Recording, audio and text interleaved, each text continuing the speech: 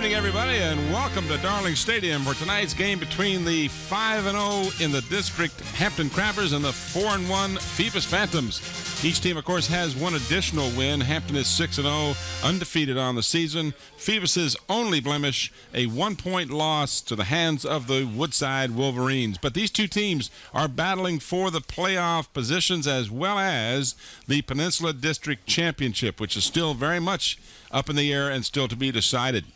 We're going to have a terrific opportunity to see two of the best teams in Virginia, let alone in the peninsula or in the eastern region, as the Hampton Crabbers are really clicking on all cylinders right now. They're doing a great job scoring points. Their defense is playing outstanding.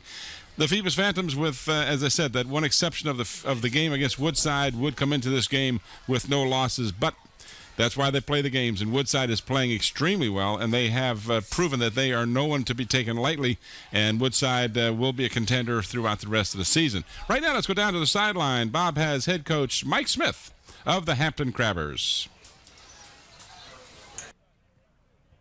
Hi, Mike. First of all, always a pleasure to have you here.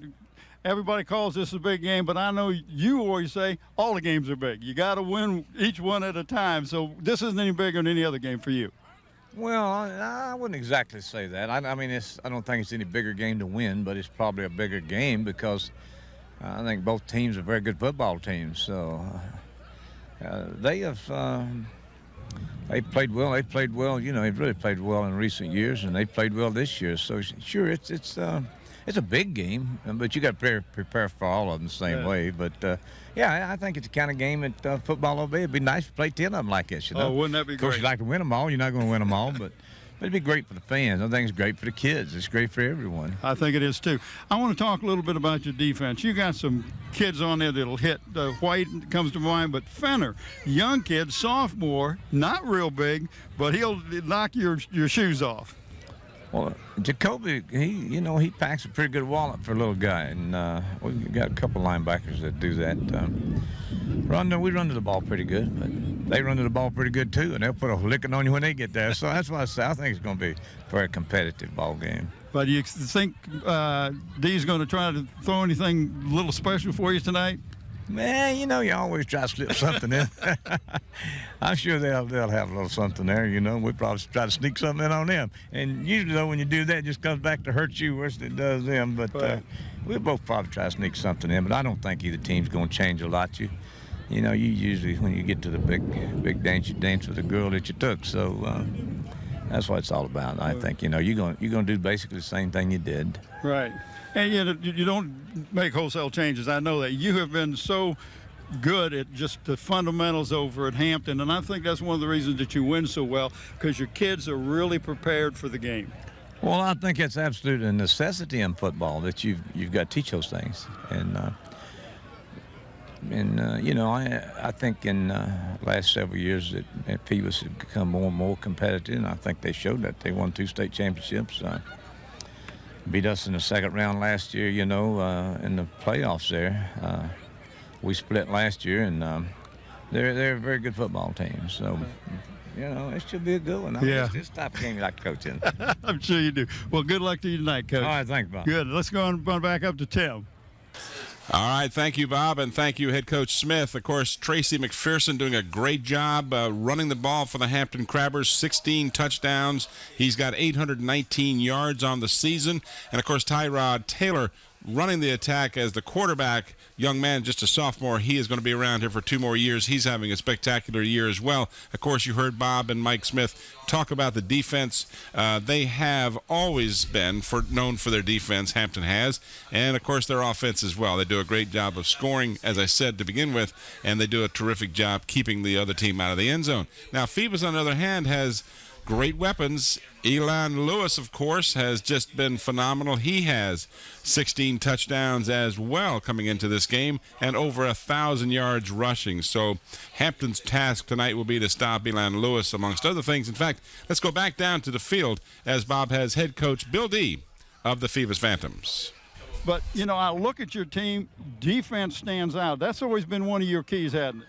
Well, you got to play good defense. If you can't stop people, you're not going to win the big game. You're not going to be in the playoff hunt, the championship hunt, you got to play great defense. Offensively, sometimes you have good nights, sometimes you don't. Hopefully, we try to be consistent on offense, but defense and kicking teams are very important. Right. Now, you have seemed to come up, and I look at your team and I think Southern California, coming up with a tailback. You come up with good tailbacks in your system. Well, we've been fortunate. We've had great kids in the program that win. I think they want to be tailbacks, and they know that we're going to give the ball to the tailback, and we've just been fortunate to have great tailbacks, kids that get in there with a work ethic and work at it. Right. Now, I know you're glad to have Ward back at quarterback. He give you a little more confidence in that position, a little more security? Well, as a kid with a lot of game experience, and he played in 2 of these Hampton games last year, and he played in the regional finals last year. He's a kid with a lot of experience. Aaron's, improved, and he's the guy. He throws the ball well, he runs the ball well, he gives us another dimension. Right. But you look at your 2 teams, and you got 2 tailbacks that kind of mirror each other, and 2 quarterbacks that can run and throw the ball. But you look at your defense, your special teams, and your kicking game has always been kind of good. And this Schwartz kid's a pretty good kicker, isn't he? Well, Chris has been great since he's been here. I believe this is his 4th year, and he's kicked a lot. He's kicked in a couple state championships. I know he kicked in the 1 state championship game, and he's got, again, experience helps. And he's a great kicker, and Coach Van Dyke does a great job with our kickers. And I think that's due to a lot of that. And Coach Sexton's our kicking game coordinator, and they put a lot of time into it. Well, listen, you ready tonight? Oh, I'm ready. The kids ready? Oh, we're ready. It should be a good game against a good football team. It always is a good game. Yeah, it always is. And I just want to say good luck to you. Thank you. Appreciate it. All right, let's run up to Tim. All right, thank you, Bob, and thank you, head coach Bill Dee of the Phoebus Phantoms. Of course, year in, year out, Coach Dee has been doing a spectacular job with the Phoebus Phantoms. He's got great players. He has the same thing Mike Smith has, a great coaching staff to complement what he does on the field as well. Tonight's game is brought to you by Zooms, with 14 convenient Peninsula locations to serve you. And the game is also brought to you in part by Parklawn Wood Funeral Home, where Nancy Staten is the director. Well, Bob is rejoining me here in the booth. And, Bob, this game, of course, is one that we look forward to every year. This is the game. I even have a T-shirt from last year or the year before. It says the game. Yeah. And it should be everything that we hope it will be. They rarely let us down, and I hope the fans are ready for a great one. Well, I think they will be entertained because both of these teams are well coached. They kind of mirror each other. You look at the tailbacks. They're both 5'9". One's 205, the other's 210. They're identical. Both 16 touchdowns apiece. One's run 1,000 yards, the other over 800 yards. And so, this is what they look for in their offense. You got to have a guy to run the ball. And Hampton uses the ball probably more running to set up the pass than Phoebus does. Phoebus just wants to run at you, and just wear you out and have the long drives. But with the wind blowing right to left, pretty gusty, Schwartz could be a big difference in this ball game. This young man has kicked field goals. You look at special teams, and you have to think of who's the team that's got the most experience at the kicking game, and it has to be Phoebus at this point. Well, as a matter of fact, we've talked about that the last week. The kicking game improved dramatically for the Crabbers, at least the PATs, where they got a young man to come on the team, and he was 5 for 5, I believe it was last week. But the kicking game from the punting aspect is, I think, what you're talking about, right. And that could be a very serious, important part of this game. With these two teams having better than average defenses, and that's to understate a fact, your kicking game becomes a more important factor, because if you have a great offense like Hampton has, they have kind of not had to rely on the kicking game all that much. Well, and it gives you field position, and that's what your kicking game needs to do. But, I talked a couple of weeks ago to Danny Mitchell, and I talked about the different games, and he says we tried to not play with emotion. He says, because emotion can get you in trouble. Understand that these young kids have a lot of emotion in this. It's just keep it under control and do what the coaches have worked with you all week, both teams. And I think we're going to see just a tremendous ball game tonight. I'm sure of it. I hope the fans are ready for it, because tonight's game between the Phoebus Phantoms and the Hampton Crabbers should be one of the best games of the season, bar none. Bar none. And both teams are on the sidelines, at least. We're about set to have the captains of each team meet at the center of the field. And I can tell you the officials for tonight's game, if you'd like to know. I think I'd like to know. Oh, there you go. We got an expanded crew, too, don't we? Yes, they've actually added a 7th official to the game tonight. Now, Larry Turlington, who you're looking at in your picture, he is our referee. The umpire is Will Gibbs. Sergio Jimenez, that's not the other guy. He's a linesman. The line judge is Tony Krug. Good friend of mine, Billy Toller, is the side judge. Field judge is Mac McGehee. And the back judge is Donnie Foreman. And we got Donnie in there twice. Donnie. That's Mac McGehee Donnie. He's a real Irishman. Mac McGehee Donnie Brook. All right, the center of the field. Let's go down and see if we can listen in to the pregame ceremony. Crowd was represented by Tracy McPherson, number 8, Todd Nolan, number 9, number 42. As the captains of your team, control your team. We don't want anything going on but football. We want to win this game on the field. We don't want to have anything to do with it. So let's have a good game, and the best team will win, all right? All right, you guys keep your guys under control. All right, you won the toss and deferred. You guys are going to receive, and you're going to receive down here, and Blue's going to kick this way, so let's turn them around. Well, that's unusual that they're taking the wind. Giving a wind up in the first quarter. Hampton. Won the toss, deferred. The Phantoms have won the toss and have deferred to the second half. White's going to receive down here. So let's have it going, guys. Let's have fun. All right, there you heard it. Let's have fun. And, Bob, this is about as much fun as you get when you have two teams of these calibers playing each other. And, of course, and a big crowd on hand is going to be a Jim Dandy. And it is going to be a Jim Dandy. We will pick a player of the game from each one of these teams tonight. And those players will receive a shirt that comes from Tidewater Team Sports. It's your one-stop sports headquarters for screen printing, embroidery, and uniform and apparel. Call 594-0411. Talk to David Chubb or Terry McNamara. I'm excited in this game already. Well, we've got two of the best offenses, and they'll be taking on two of the best defenses. So, of course, that's always the matchup that you enjoy. All right. We'll show you the lineups after the kickoff. Kicking off for the Phoebus Phantoms will be number 33, Chris Schwartz, who you talked with Bill Dee, has done a terrific job over the years, kicking off and doing the kicking chores for the Phoebus Phantoms. You want to do it? We can, Scotty. No, not now, we don't. We got to get more coordinated. Back deep to receive, Jacoby Fenner. And along with number 7, Jerome Kroom. And Kroom is going to field it at the 13-yard line. To the outside. Got some running room down the near sideline. He is pushed out of bounds, but not until he gets to the 40-yard line. And here are the Hampton Crabbers on offense.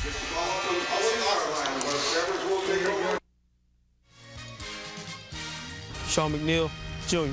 Dominic White, Sr. Tim Richardson, Jr. Herbert Broughton, Sr. Brandon Vines, Sr. Raphael McDonald, Jr. Todd Nolan, Sr. Stacy Johnson, sophomore. Ernest Harvey, Sr. Tracy McPherson, Sr. Tyrod Taylor, sophomore. Right there, that's a there you see it. Good starting group. And Taylor will keep it on the initial hand. He is going to keep the ball all the way down to the Phoebus 41-yard line. Tim, they were looking for the pitch that time. It didn't come. On the option, carried it for 19 yards and a first down. And here are the Phantoms starters on defense.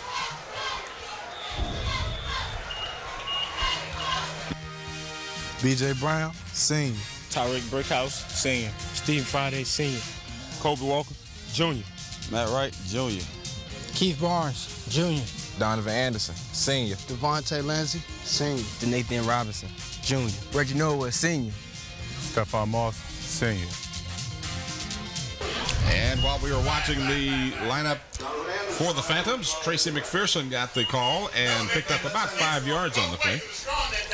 And I know we saw it. The fans didn't get to see it, but there was a lot of Phantoms around that ball carrier that time. They're looking to gang tackle young Mr. Tracy McPherson. Second down and 5 for the Crabbers. On the draw play to McPherson, and he is short of the first down. Got down to about the 33-yard line. 3 yards. One of the key matchups tonight, Tim, I think is going to be if they play a zone or if they try to double team Todd Nolan, who has great hands. The young man has been able to catch a ball in every game this year and has just made some spectacular moves to get open. But it looks like right now that they're going to single cover him. 3rd down and a long yard, almost 2. Taylor keeps. He's got the first down as he crosses the 30, and he's down to about the 28-yard line. So the Crabbers will get a second first down of the ballgame. Well, and what that happened that time, we see it on replay, is Taylor just followed Harvey, the fullback, right through the guard and just kind of picked his way until he knew he had his first down. What a great move and a great call. We didn't get a chance to see that. Here it is real quickly. See, nice block there by Harvey. Good work. So we got that one in before the next live play. 1st and 10 from the Phoebus 28-yard line. McPherson. And he picks up yardage down to about the 23-yard line. That'll be a gain of about 5. Well, what a nice hit that time by number 5, Stephon Moss. Both of these teams are hard hitters when it comes to defense, Tim. There was an article in the paper talking about that Friday and Dominic White, to name a few. And, of course, young Mr. Fenner is really is coming into zone just as a sophomore. Picked up 5 on the play. 2nd down and 5 again. Hampton moving the football. Now checking off is Taylor, the sophomore quarterback. He'll give to McPherson. McPherson cuts to the left and doesn't pick up much. Might have gotten a yard to about the 21-yard line. Well, he ran right into number 25, Kobe Walker. Kobe plays that defensive end. If you're watching, he made the cut to the left, and Kobe was just standing there waiting for him. Watch this move here. Boom, that's there's a Kobe. good bounce effect, but the defense was ready for it. 3rd down and a long 2. And again, Taylor chooses his own number on a 3rd down situation, and he is strung out and will be sacked for a loss back to the 24-yard line. That kind of upsets you, the coaches. He wants you to run east and west, north and south, not east and west, and he lost some yardage, didn't he? Number 9, Devontae Lindsay was amongst others in on the stop, but he was the young man to make the initial contact. Yes, he was. And threw him for the loss back to the 23, which brings up 4th down and 5. Lindsay, Tim, plays what they call a strong outside linebacker. He goes to the strong side wherever the the tight end is. That's your strong side. He will always be on that side. On 4th and 5, the Crabbers appear to be going for it. We know the history of the hard count. They snap it quickly. Play action fake. He's got man wide open in the end zone, and it's picked off. Taken at the 4-yard line out to about the 13-yard line. It'll be Phoebus ball. Had he just batted the ball down, they would have gotten better field position. Well, but it's hard to tell a young man not to try and run it back. Right. And Childress, number 44, wide open in the end zone, just didn't get it. He was open. He just didn't find him quick enough because he was there. And the wind may have had a little something to do with it. I don't know. Samuel Green, the young man with the interception for the Phantoms. We have seen him in the games we've covered for the Phantoms. He's done an outstanding job on defense. That time the ball just not thrown well, and in fact thrown right to Green. So now Green would say it was thrown right well. Perfectly, yeah. All right, Aaron Ward will give you the starters on both sides of the ball in just a moment, but he will hand off to none other than Elan Lewis on the first play from scrimmage for the Phantoms. And as young Mr. Fenner coming from his linebacker spot, making that tackle. And here are the starters for the Phantoms on offense. Sylvester Hicks, senior. Robert Oates, junior. Travis Washington, junior. Thomas Johnson, senior. Andre Holloway, junior. Matt Wright, junior. Brent Vincent, junior. Nathan Robinson, junior. B.J. Brown, senior. Elan Lewis, senior. Aaron Ward, junior. And there are the Phantom starters on offense. 2nd down and 9. Over the middle, incomplete. The ball intended for number 2, Nathan Robinson, who was the quarterback first couple games this year. And here are the Crabbers on defense. 3rd and 9. Daniel Carroll, senior.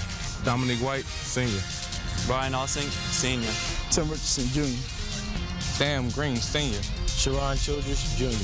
Ernest Harvey, senior. Jacoby Fenner, sophomore. Tony Adams, senior. Jeremy Crum, senior. Todd Nolan, senior.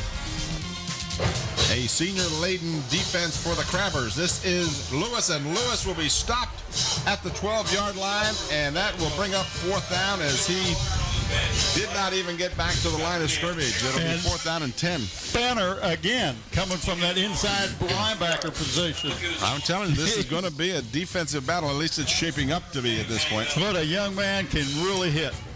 So the Phantoms now will have a swirling breeze to tend with when kicking the ball. Aaron Ward will be punting, standing just inside his own end zone. And Todd Nolan will be back deep to receive the punt. High snap, and Ward gets it away. Nice looking kick. Takes a Phoebus roll, and Todd Nolan chooses not to touch the ball, and so it'll be downed at the 44-yard line by the Crabbers, and they'll have it there 1st and 10. Well, they turned the ball over, and they didn't get hurt by it. What they did get hurt by was not being able to score because they were really down there within in great territory. 45-yard punt that time. Wind behind you. That's got to help. I think as Todd Nolan gets more experience in fielding punts, he'll realize he wanted to take that ball in the air because he would have saved Hampton 6, 7, maybe 10 yards, and not even counting what he might have been able to tack on. That's a good point. Well, the Crabbers' second time on offense, Tracy McPherson. We're going to get a lot of McPherson and Lewis tonight. That is going to be the tandem of running backs you'll see the most out here. And McPherson picks up 5 yards to the 49-yard line. Well, right now, the offensive line is doing the job as you watch them go out and get some blocks, get a hat on somebody on the defense, and able to pick up a positive yardage. So because you're second and in 5 or less, that's much better than second and long. It is 2nd and 5. Need to get to about the 45-yard line of Phoebus. Nolan comes in motion to the near side. Taylor straight back to throw. Left side, flare. Perfect first down at the 45-yard line. There was a missed blocker. There could have been a lot more yardage gain that time. That was Ernest Harvey making the grab.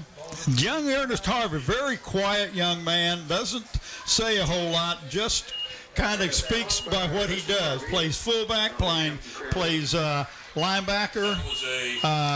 Young man catches the ball well. You got to like him. 45-yard line is where they've marked it. Another first down for the Crabbers. They have dominated the time of possession and the first downs, but we have a scoreless ball game, just under 5 minutes remaining in the first period. This is McPherson, and he is stacked up after a 1-yard gain to the 44-yard line. Defense for the Phantoms just doing a stellar job of containing Tracy McPherson. Watch this replay. Yeah, you see him, Tim. They were real pleased with when he came to the Crabbers, played a couple years over at Nasman River, and the coaches, you're happy that he didn't bring any baggage with him. He's a hard worker. He's got good work habits, and he works hard in the classroom, and they're real tickled by what he has brought, the dimension he has brought to this offense for the Crabbers. Stephon Moss was the young man on defense to limit him to a 1-yard gain. 2nd down and 9 for Hampton.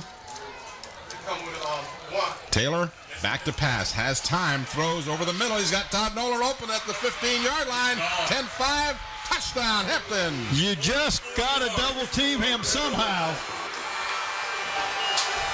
What a nice throw that time from Taylor. We have seen this type of accuracy from Taylor in recent weeks. He has just been phenomenal. Here you see he's got good time. His line gives him plenty of time to throw the ball. And he found him right at the 15 in full stride. But that move he made, just a little hesitation move, and avoided the tackle. So the Crabbers get on the board first with 3:55 remaining in the first period. And here we have Mr. Tino, who had 5 for 5 last week on extra point tries. Difficulty on the snap, and that ball was not hit well. A little mishandling on the snap from center. So the score remains Hampton 6 and Phoebus nothing with 3:55 to go in the first period. Zooms has given an award to the senior football player on each one of the teams in the Hampton school system this year who has demonstrated academic excellence. These players will be awarded plaques at a school board meeting after the season. We'd like to thank David Allen and Zooms for the continued support to WHCS and our student athletes. A 56-yard drive by the Crabbers, 4 plays. 2:02. And 2 minutes and 2 seconds. That's all it took them. We've seen that recently, this Hampton Crabber team able to strike very quickly. And Taylor did just a great job of finding Nolan, made a great move across the middle, and nobody on him. So now the Crabbers will kick off, and again, the swirling breeze, it's hard to put a finger on who's got the advantage to the breeze because it is such an erratic breeze right now. This ball is going to be kicked and the go, I believe it went out of bounds. Well, he threw a flag down, so it may be that they went out of bounds before anybody touched it, but that's a live ball. Oh, absolutely. But you have to control it before it goes out of bounds in order to gain possession of it. Watch this kick. And the kicking game has been suspect, as we mentioned. This ball very close to staying in bounds. And then the Phoebus Phantom, you can just make out where the ball crossed the line. Now, that is a penalty if the Phoebus player didn't touch it. Let's listen. Yeah. So it's an illegal procedure. The good news is the Phantoms can take the ball right where it went out of bounds. So that's to their benefit to get the ball at the 35. I don't know who's yelling in the booth here, but I wish they'd quiet him down. Well, I Is think that one of the coaches? does he need the I don't think he needs the microphone. So the Phantoms now trailing 6-0, get the ball on the ground to none other than Elan Lewis. He's going to be marked at the 40-yard line, so that's a gain of 5 for Lewis. Lewis with over 1,000 yards on the season, and he and Trace McPherson each with 16 touchdowns. Isn't that amazing? And through 6 games. I mean, that's better than 3 per game. Carry 2. No, it's almost 3 per game. See, 6 games. 2, divide by 4. No, it's not quite 3 per game. This is Lewis, and he will be very close to a first down. It looks like about a yard short where they're going to mark the forward progress. That's right. And there you see right there, did a great job of following his blockers, and Lewis has done that since day one. He's been in that backfield. I knew I had one of them getting 6 per game because Lewis has played 5 games, and he's got 16 touchdowns. Yeah. But that's right, because he didn't play. He did play last week. He didn't play in one. Well, actually, he's played in every game. Yeah. Kind of talked about that. He didn't play all of one game, but he did play in the game. Yeah, and they got a first down, but I tell you, it was at his first move, Aaron Ward right there, he stopped, but then he slips over to the right and picks up that first down. Well, the Crabbers were ready for that. But unable to prevent it from happening as the chains are moved and a fresh set of downs from the 45-yard line for the Phoebus Phantoms.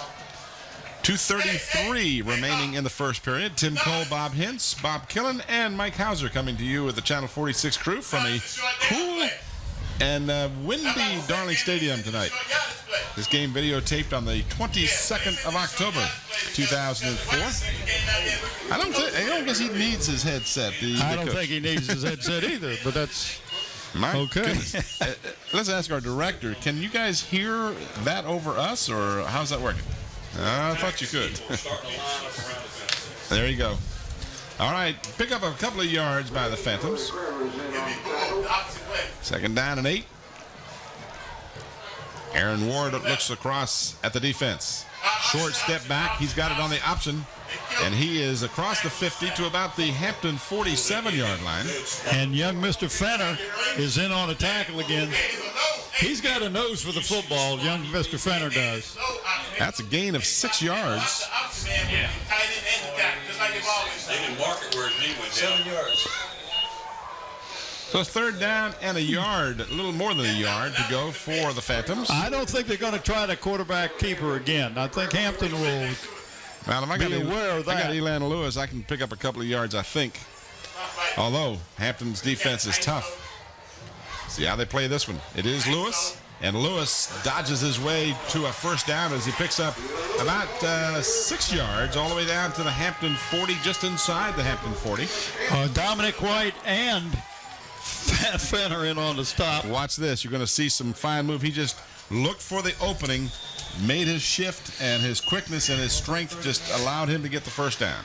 He doesn't lose much speed when he moves laterally, which is a mark of a good quarterback, a good running back. And McPherson does the same thing. We're inside of a minute now remaining in the first period. And that goes number 5 that time. Yep. Stephon Moss, wasn't it? That is Moss carrying the ball. You're absolutely right, Bob. Very perspicacious on your part. Very who? Perspicacious. They mark it at the 36-yard line. He picked up 4. Learned a new word. Oh, no. I've used that one before. You just don't remember. If you joined us late, you've missed a good one so far. It's been a battle of the defenses with the exception of a 45-yard pass to Todd Nolan from Tyrod Taylor. And that's where we stand 6-0 here in the waning seconds of the first period. This is Lewis. And he vaults over a would-be tackler, and now the crowd of tacklers will push him backwards, but not until he gets down to the Hampton 33-yard line. Well, that was Tim Richardson that had a hold of him at the end and wasn't about to let go of him. And the end is the operative word here as we've reached the end of the first period. The ball at the 33-yard line. Quick moving first period. It really was. We had, I think, no incomplete passes, no stoppage because of that. Just the stoppage of this when you get a first down. Moving right along. We've played 12. Our score between the battle for the Peninsula District top position, Hampton 6 and Phoebus nothing. And Zooms has that good Beantown coffee, which we could use tonight. That fried chicken, pizza, potato wedges, Krispy Kreme donuts, and get them like Tim likes them, a box in one. Ham and cheese subs, Coca-Cola, and that good Sicko gas for your car. Zooms. David Allen. Talk about our crew tonight. We have on the cameras, we got Nathaniel Braxton, Susan Bowers, Ron Baton, and Mike Nowinski. On the camera crane, we have Monique Bird and Jeremy Ferries. Graphics and animation, Andy Foley. Slow motion, Andre Mattingly, who, by the way, Andre birthday boy Mattingly? Tomorrow he will be 39. 39? I thought it was 29. Well, whatever. 29. Well, happy birthday to Andre Mattingly tomorrow. Camera controls, Sarah Myers. Look at this. Look at Andre. What a night. All right. Production assistants, Susan Higgs. Audio and chief engineer, Don Chiraus. And director producer, Big Eye, Scotty, beam me up Bowers. We're trying to keep the fans watching, Scotty. Take that picture down quickly. 3rd and 3. Quick pass. Made the completion at the 25 down to the 19-yard line. A good quick pass near sideline to Donathan Robinson. Yep. Watch this replay. This was real pretty. Ward with the play action fake quick slant. And Robinson, good job of evading a tackler. Picked up a good 2 or 3 more yards. So they mark it just inside the Hampton 20-yard line. So the Phantoms knocking on the door. Fresh set of downs. Ward on the option. He cuts it up inside. A couple of tough yards. Amongst others, in on the stop for Hampton, number 71, Brian Osling. And you know, that young man was hurt. He was he had hurt 12 early. stitches. Yeah. And he'd gotten one game. Missed a couple of games, and I know Mike Smith's glad to have him back. Oh, yeah. He's in one game, he got 4 sacks. Ernest Harvey, the fullback, the young man who caught one pass already tonight, very quiet, in on the stop that time. We got an official stoppage of play for just a moment. Now they'll restart the clock, so we're all set. The Phantoms, after a gain of 4. They're using the run to set up their pass. They did it well on that play before, on that pass play. 2nd down and 6. Ward checking off, getting the word out to his wide receivers. Robinson in motion. The handoff, the pitch to Lewis, touchdown. Yes, he did a great job of following his blockers that time.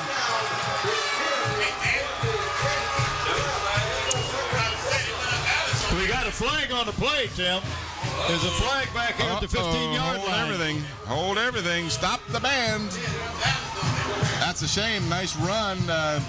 Elan Lewis, as he does so often, finding the end zone, but this one was assisted by a hold, and it will be wiped out and a penalty assessed against the Phantoms. There you see Larry Turlington, the referee's going to tell us. See if we can pick up the hold.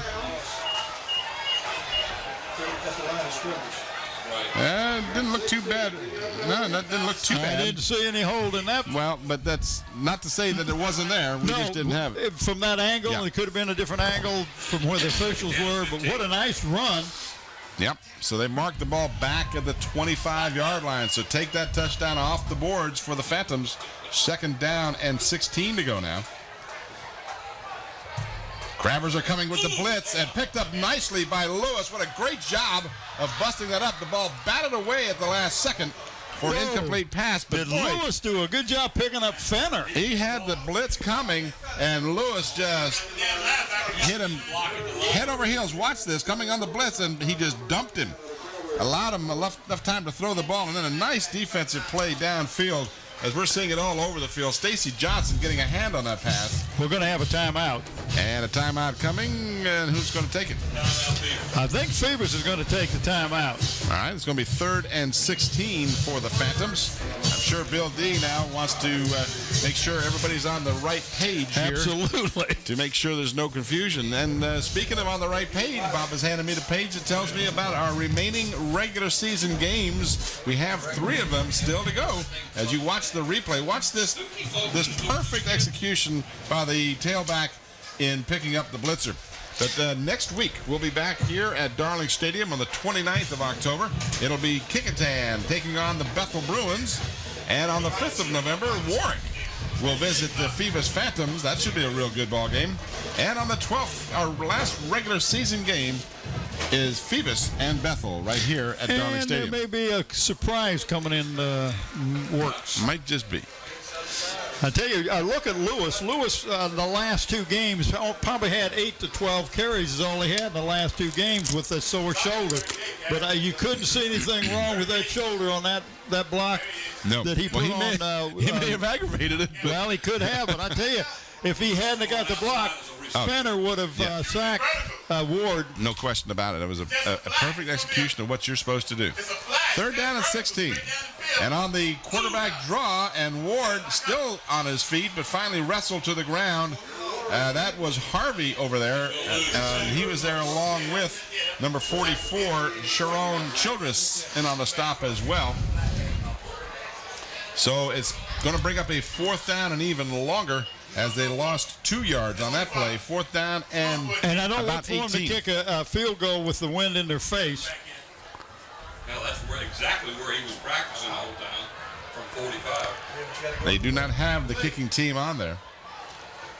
They're going to set up trips to the far side, and now we've got a timeout, and it's going to be taken by Hampton. They want to check this out.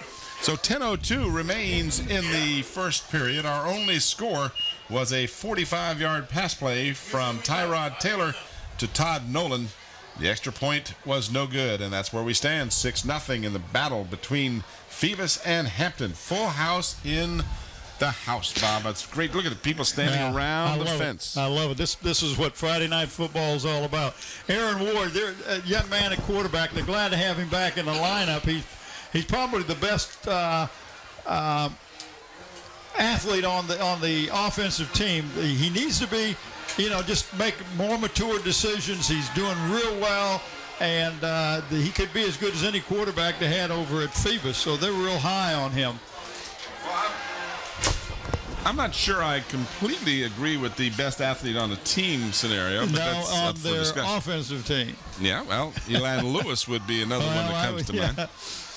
I'm not saying at that position. Yeah, I understand. Think, the best quarterback they've got. Yeah. Well, the Robinson kid started 3 of the ball games, did a good job. I know. And he's a good athlete, so they got him into the wideout position.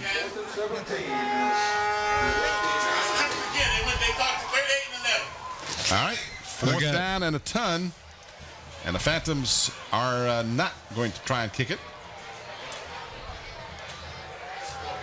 Ward with plenty of time, throws over the middle, and it's a short underthrown pass, and that will give the ball to the Crabbers on downs. They'll get it at their 28-yard line. Ward made that ball reminded me a little bit of the one that Taylor threw at that end of the field. Robertson was wide open. The ball is just short. It just dived, or dove, whatever the correct usage of the word is. The ball just went down fast. That's what it did. And the wind will do that to you. It will that. So the Crabbers take over at their 28-yard line. Both defenses have come up big here in the ball game.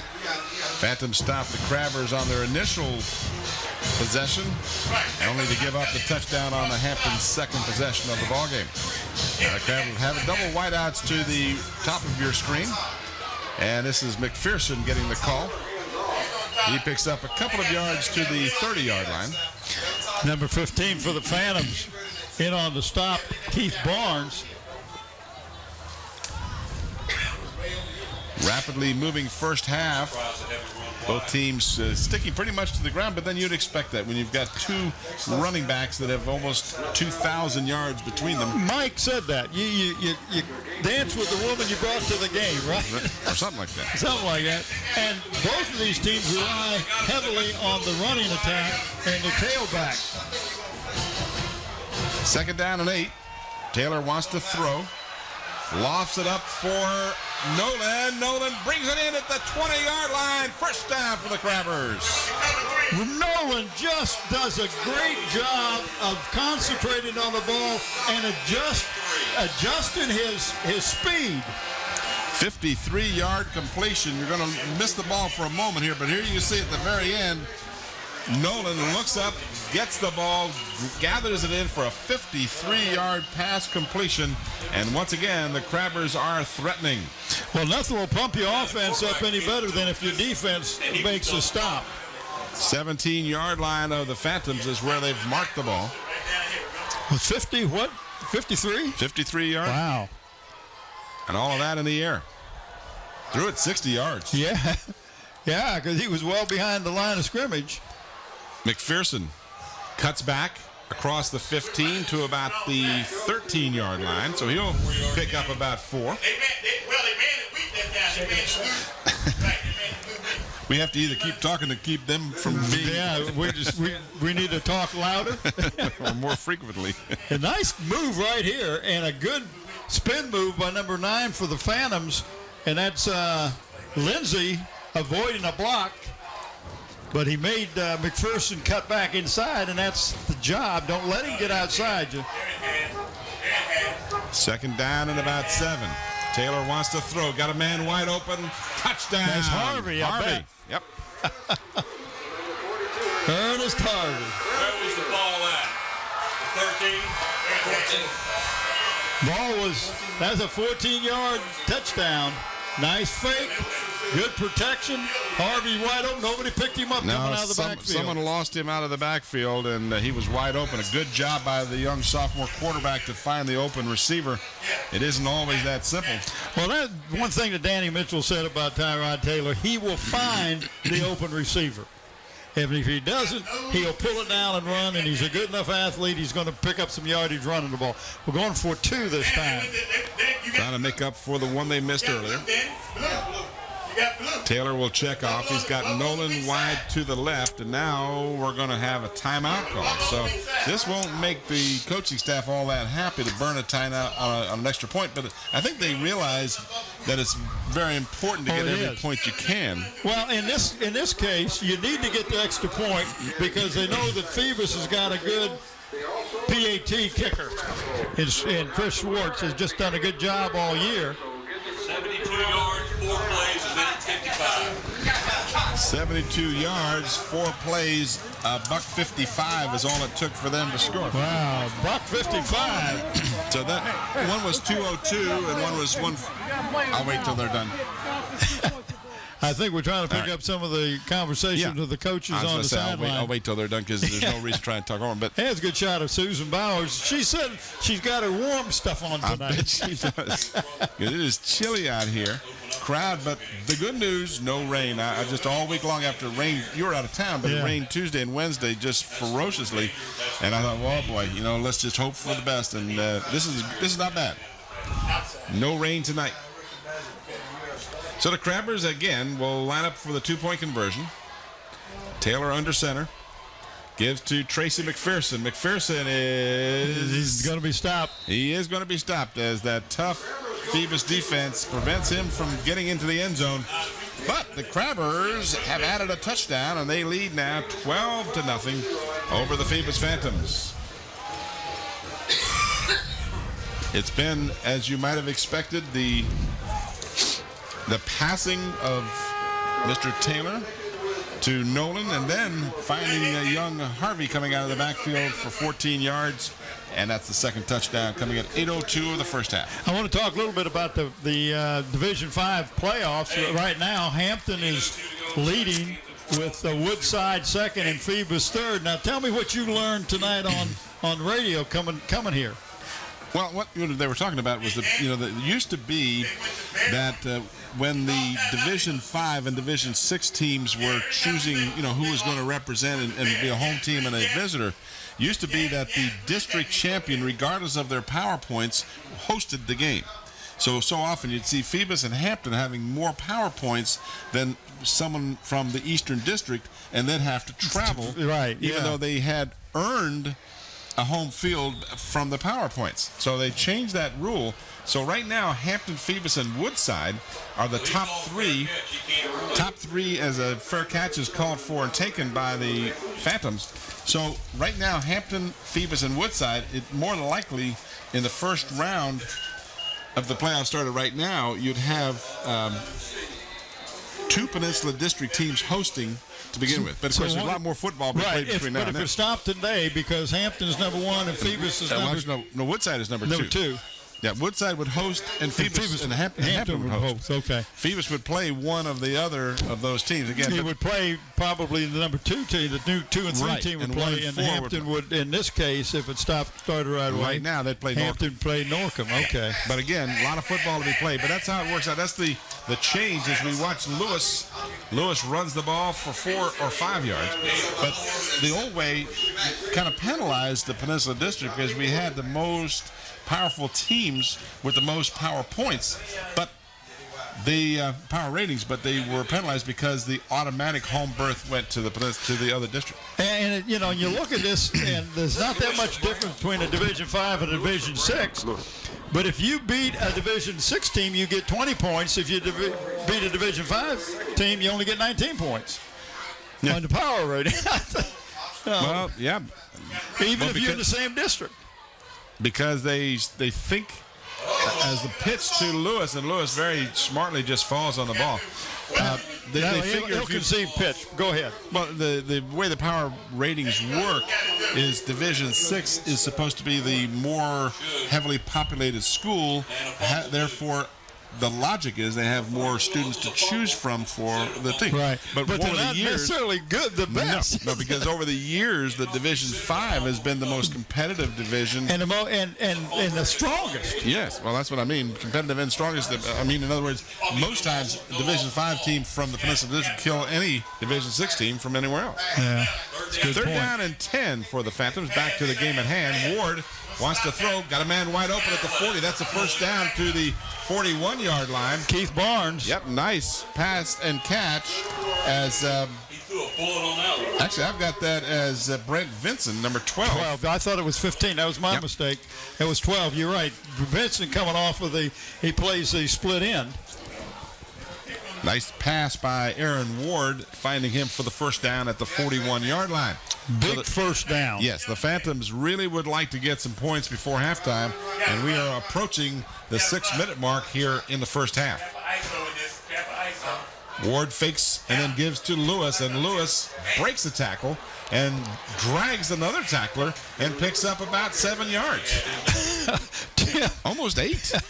I mean, that's that strength. He picked up 4 yards after he was hit the second time. We're talking about the strength of this young man. I was looking in this article that was in the Daily Press, and we're talking about some of the things that he does. Squats 755 pounds and benches 390, almost 400 pounds. This young man. Look at his speed. Yeah, 4.49. I mean, the young man, the Tech, Virginia Tech is still salivating. They got to over be. the fact they got him to sign or at least give a verbal intent. Lewis has the first down and then some. Breaks the tackle, 40, 35, 30.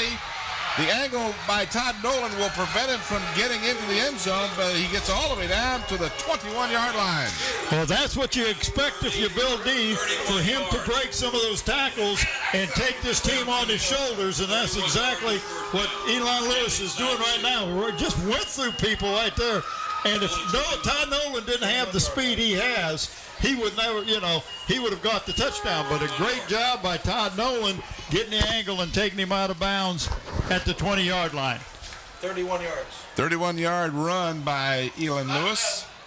There you see the score up on the right-hand corner of your screen, 12-0. But the Phantoms making some noise here. Lewis down to about the 15-yard line.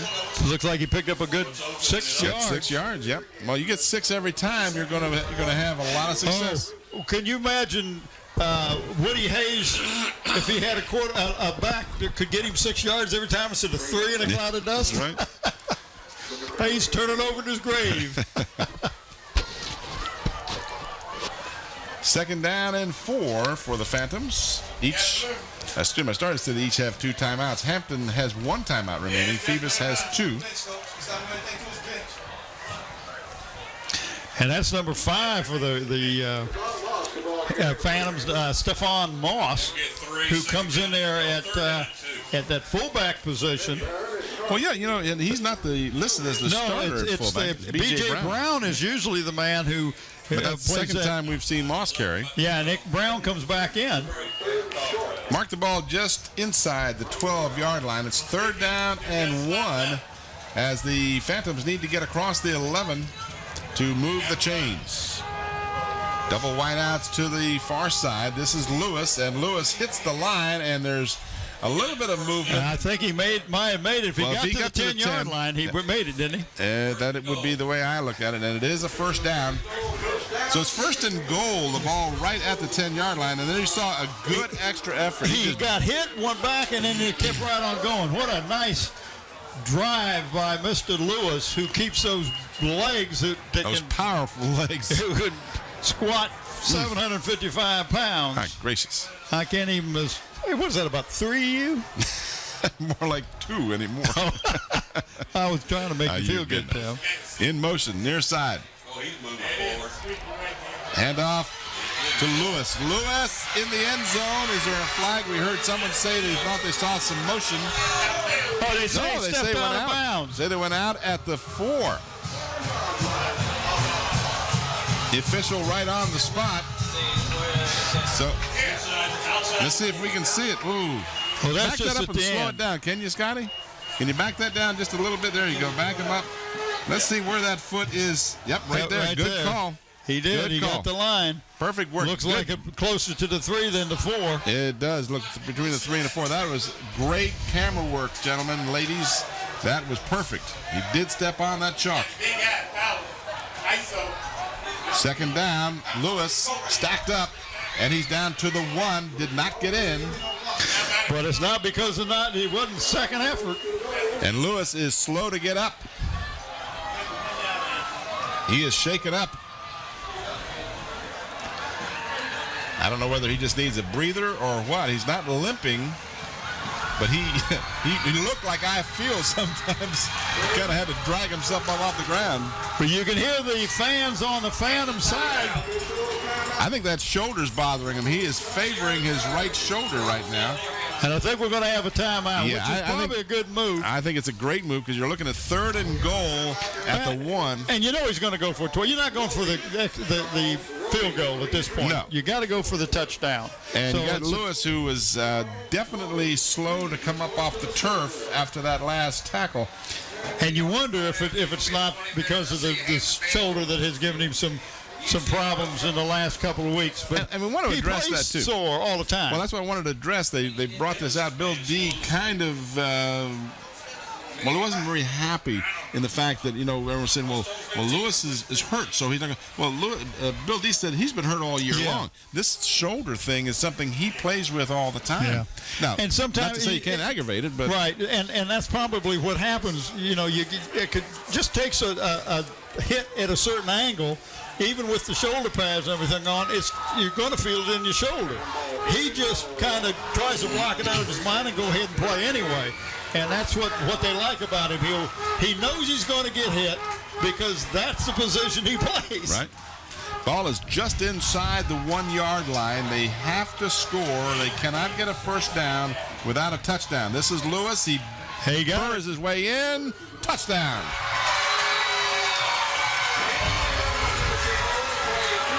And that's a big move for with 3:05 to go in the first half.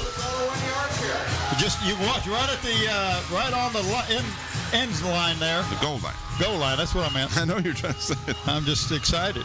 And look at the pile move. And there you can see him just crossed. Yep. All you have to do is break the plane. Good camera work. And who's that? Mr. ESPN Bate down there on that sideline? The veteran. All right, the Phantoms now had 72 yards. And that was Mike Nowinski. Yeah, 72 yards on that drive, Tim. I don't know how much time it took. 4:57. Now I know. Now you know. 4:57. Kick is up, and it is good. So that and we got a penalty, maybe roughing the kicker. All important extra point was good.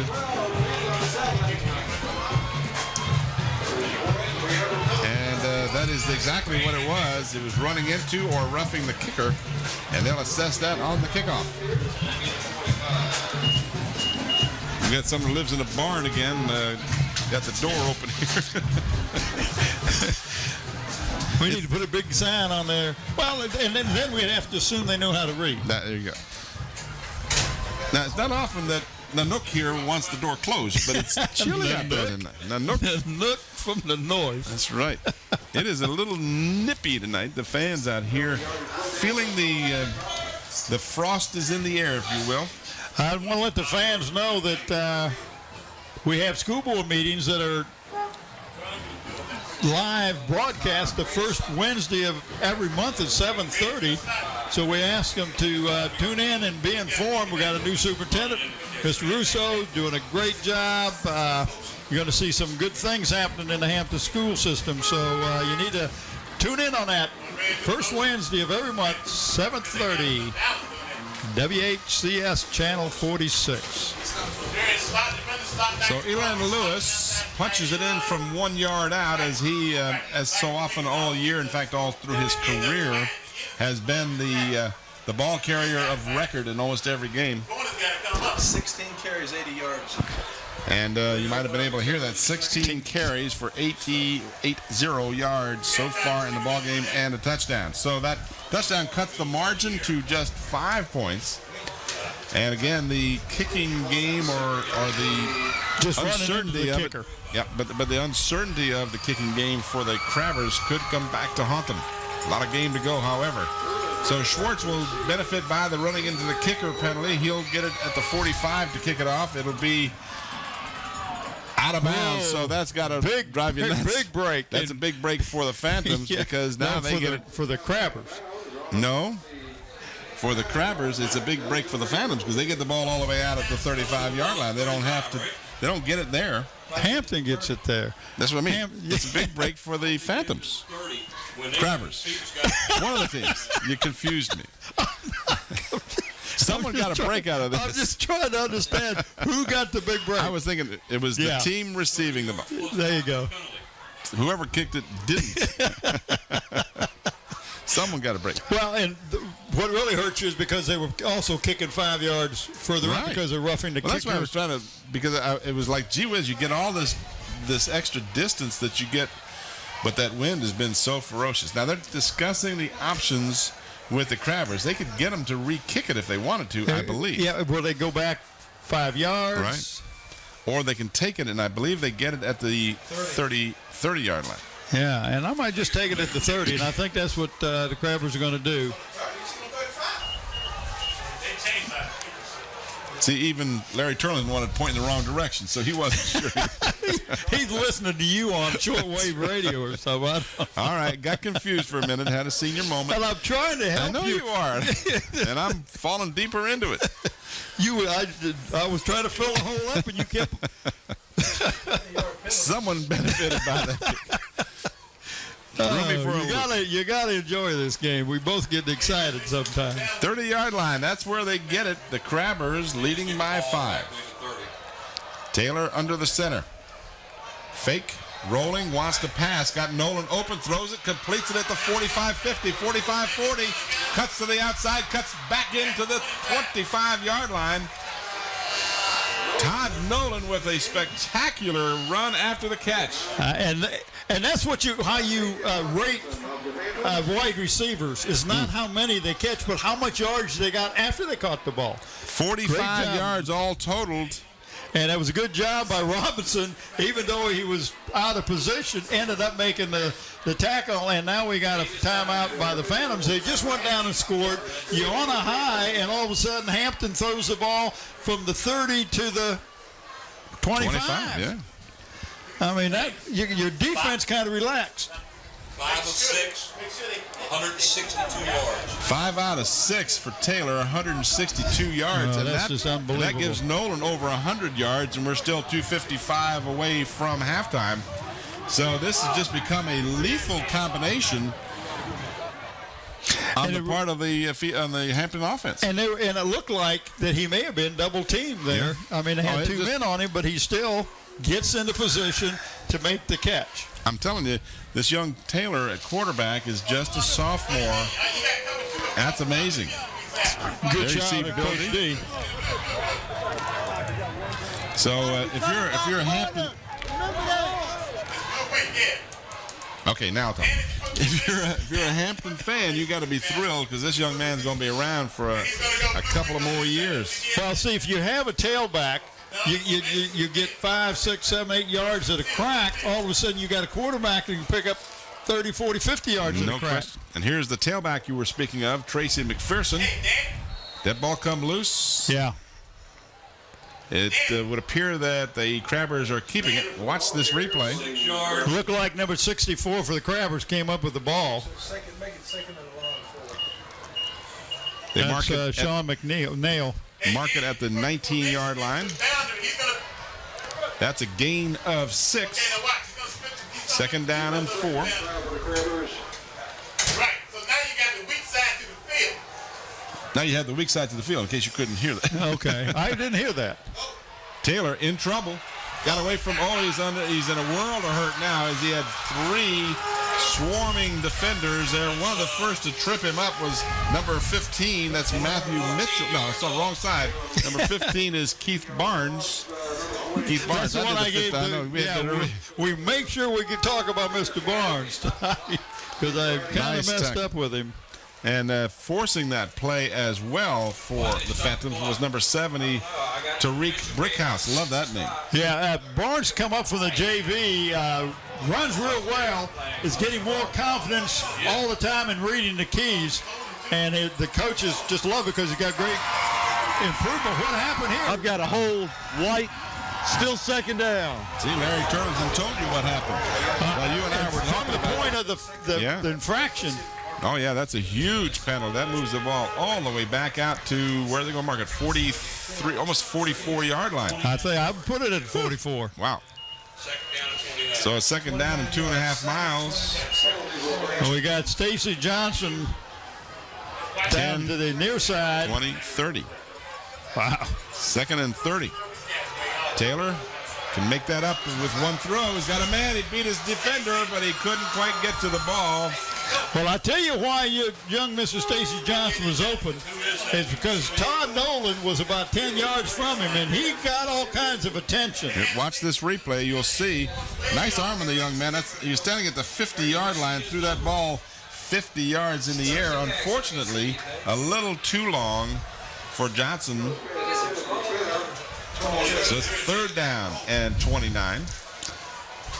They gained a yard on that play. They'd marked it on the 45 earlier. 2 minutes exactly remaining in the first half. You've missed a barn burner if you just tuned in. It's Hampton 12 and Phoebus 7. Stacey Johnson, Tim, good receiver, very quick. But that time the ball was just a little bit overthrown.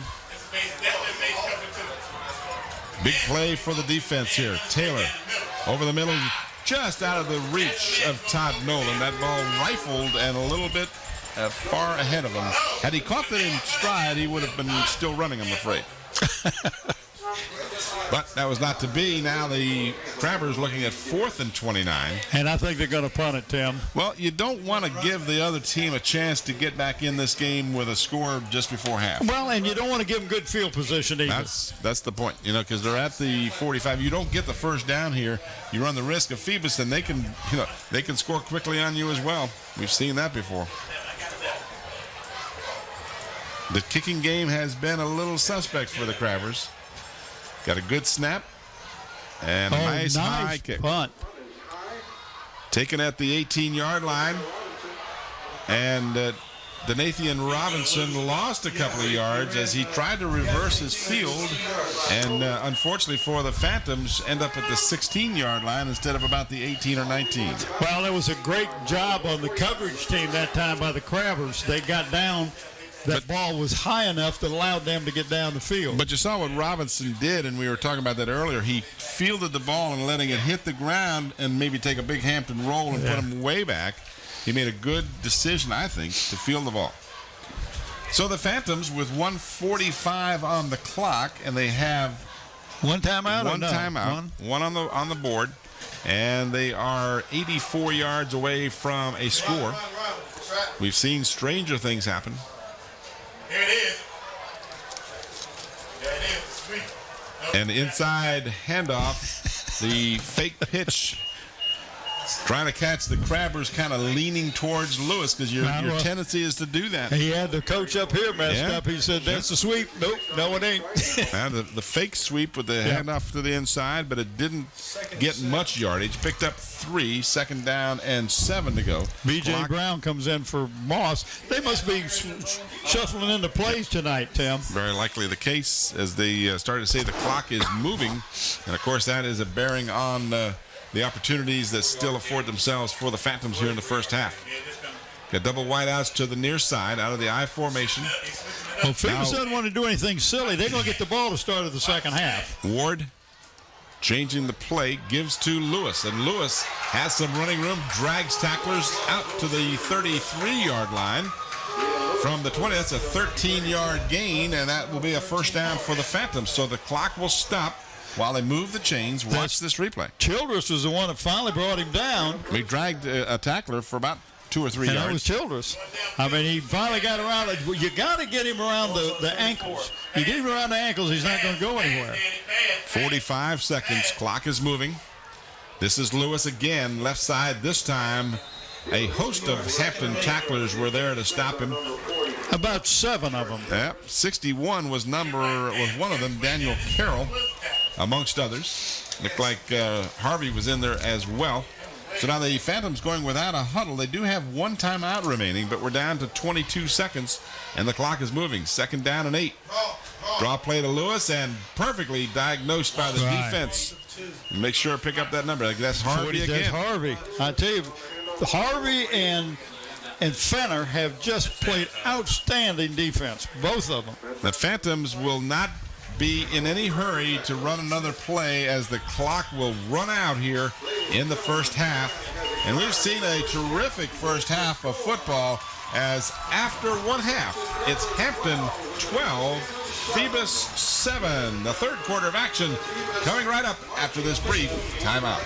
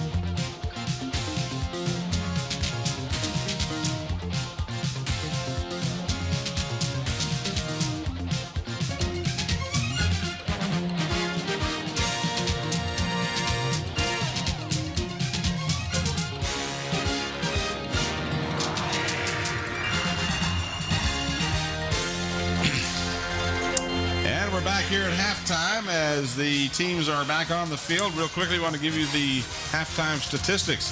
For the Hampton Crabbers, they had 13 rushes for 44 yards.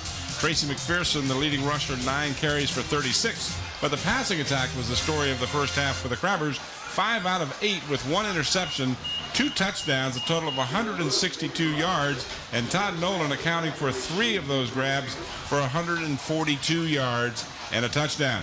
206 yards total offense for the Hampton Crabbers. They had 1 fumble. They did not lose it, and they were penalized twice for 15 yards. For the Phantoms, they rushed the ball 27 times for 108 yards, and Lewis was the leading rusher, 19 carries for 93 yards. Passing 2 out of 5 as we watched the kickoff for the second half taken and not even getting back to the 15-yard line was number 27 for the Phantoms. That's Dennis Mathis. Total yardage in the first half for the Phantoms, 135 yards. They too had 7 first downs. They fumbled the ball once, did not lose it, and they were penalized twice for 33 yards. But one of those penalties was a huge, costly penalty because it brought that touchdown back, and that was probably the difference in the first half. Hampton 12 and Phoebus 7, but the Crabbers are on defense now, and they've got the Phantoms pinned back inside their own 15-yard line to start the third quarter. Well, the difference of this game has been right now has been the quarterbacks. Yep. And the Tyrod Taylor just having a phenomenal day, what is 167 yards, whatever it is, and you know, because both of these tailbacks are going to get yardage. That's a given. What you got to do is keep them out of the end zone in the big play, and Hampton has been able to get the big play tonight. You and I talked about that the last couple of games for the Hampton Crabbers. That passing attack has just been getting more and more prolific. And when you've got a young running back like Tracy McPherson who will make the defense play you honestly, it really opens up the pass.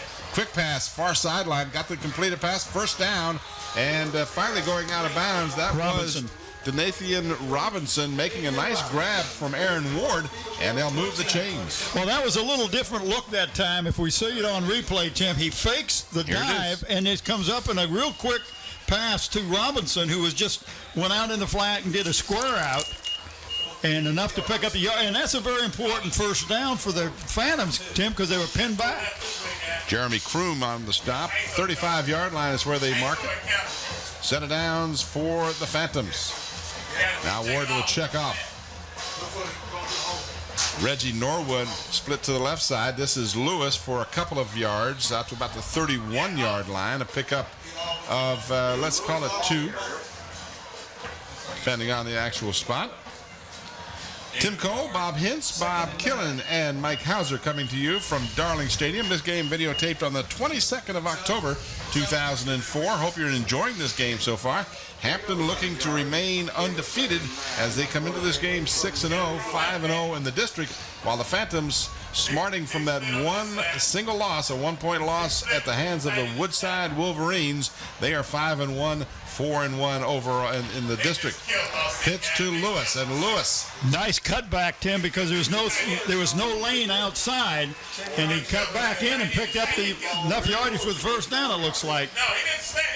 And they did, in fact, mark him at the 41-yard line, so that will move the chains, and the Phantoms register their second first down of the second half. 22 carries, 105 yards. 22 carries, 105 yards so far in the ball game for Mr. Lewis.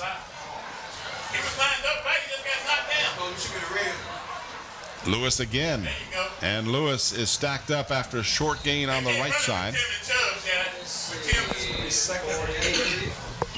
And that's Ernest Harvey again on the stop.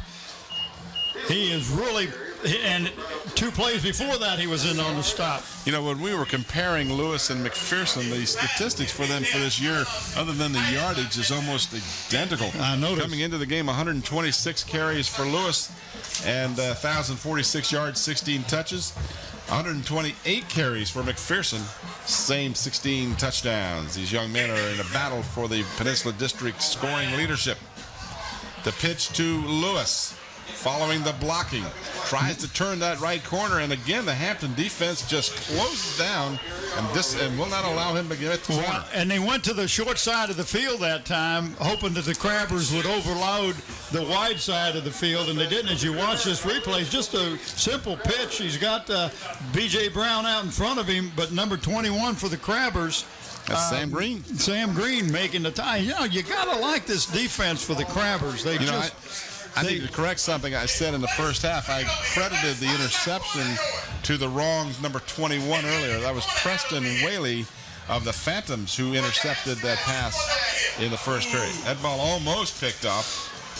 That was that same play that they'd run before, to fake the dive to the fullback and then come up and throw the ball, but that just didn't look very smooth this time. It was like he was crowded. Well, that ball looked like it might even be tipped. Yeah, I think somebody got a hand on it. Had the old Billy Kilmer wobble to it and fell harmlessly, at least as it turned out harmlessly. Hey, you really dating yourself. There's people in here who said, Billy who? Billy who? Billy the Kid.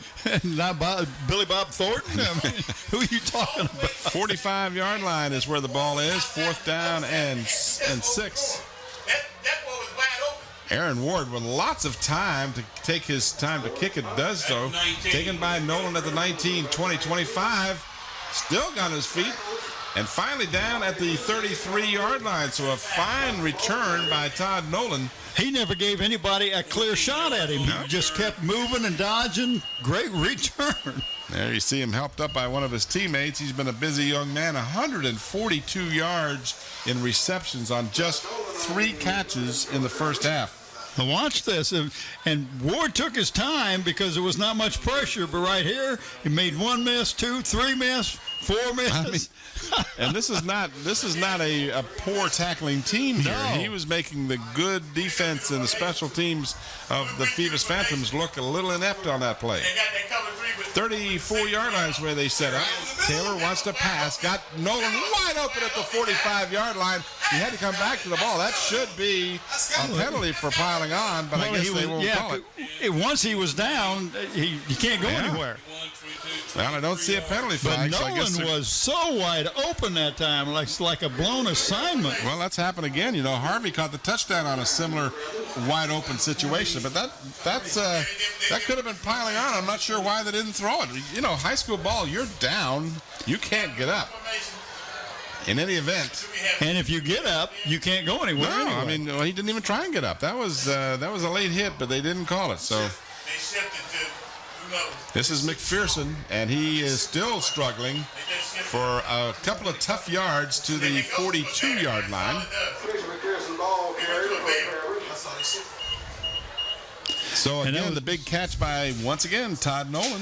And that was Colby Walker, number 25, the first one to hit McPherson that time, and then got a lot of help from the Phantom defense. 42-yard line is where they mark it. 2nd down and 8 for the Crabbers. Double wideouts to the near side. Nolan is set to the far side. That is Harvey.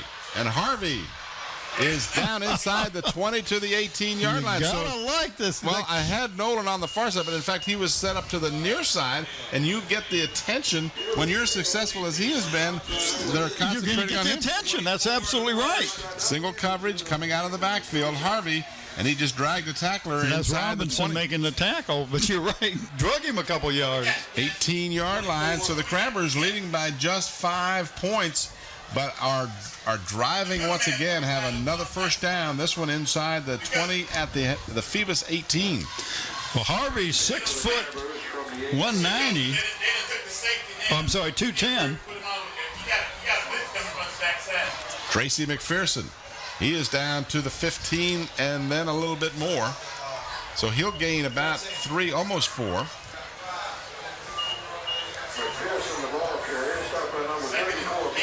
They'll mark him at the 15. B.J. Brown, excuse me, Tim. 15-yard line is where they mark him. A gain of almost 4. 2nd down and 6.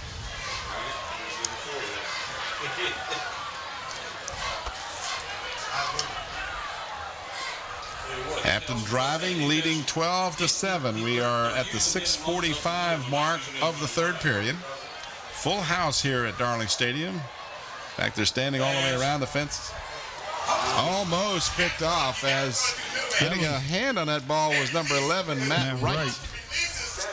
So the Phantoms break up the play, and that was a good-looking pass, but a good defensive effort to prevent the catch. Matt Wright was in the area he was supposed to. He dropped back into the defensive coverage,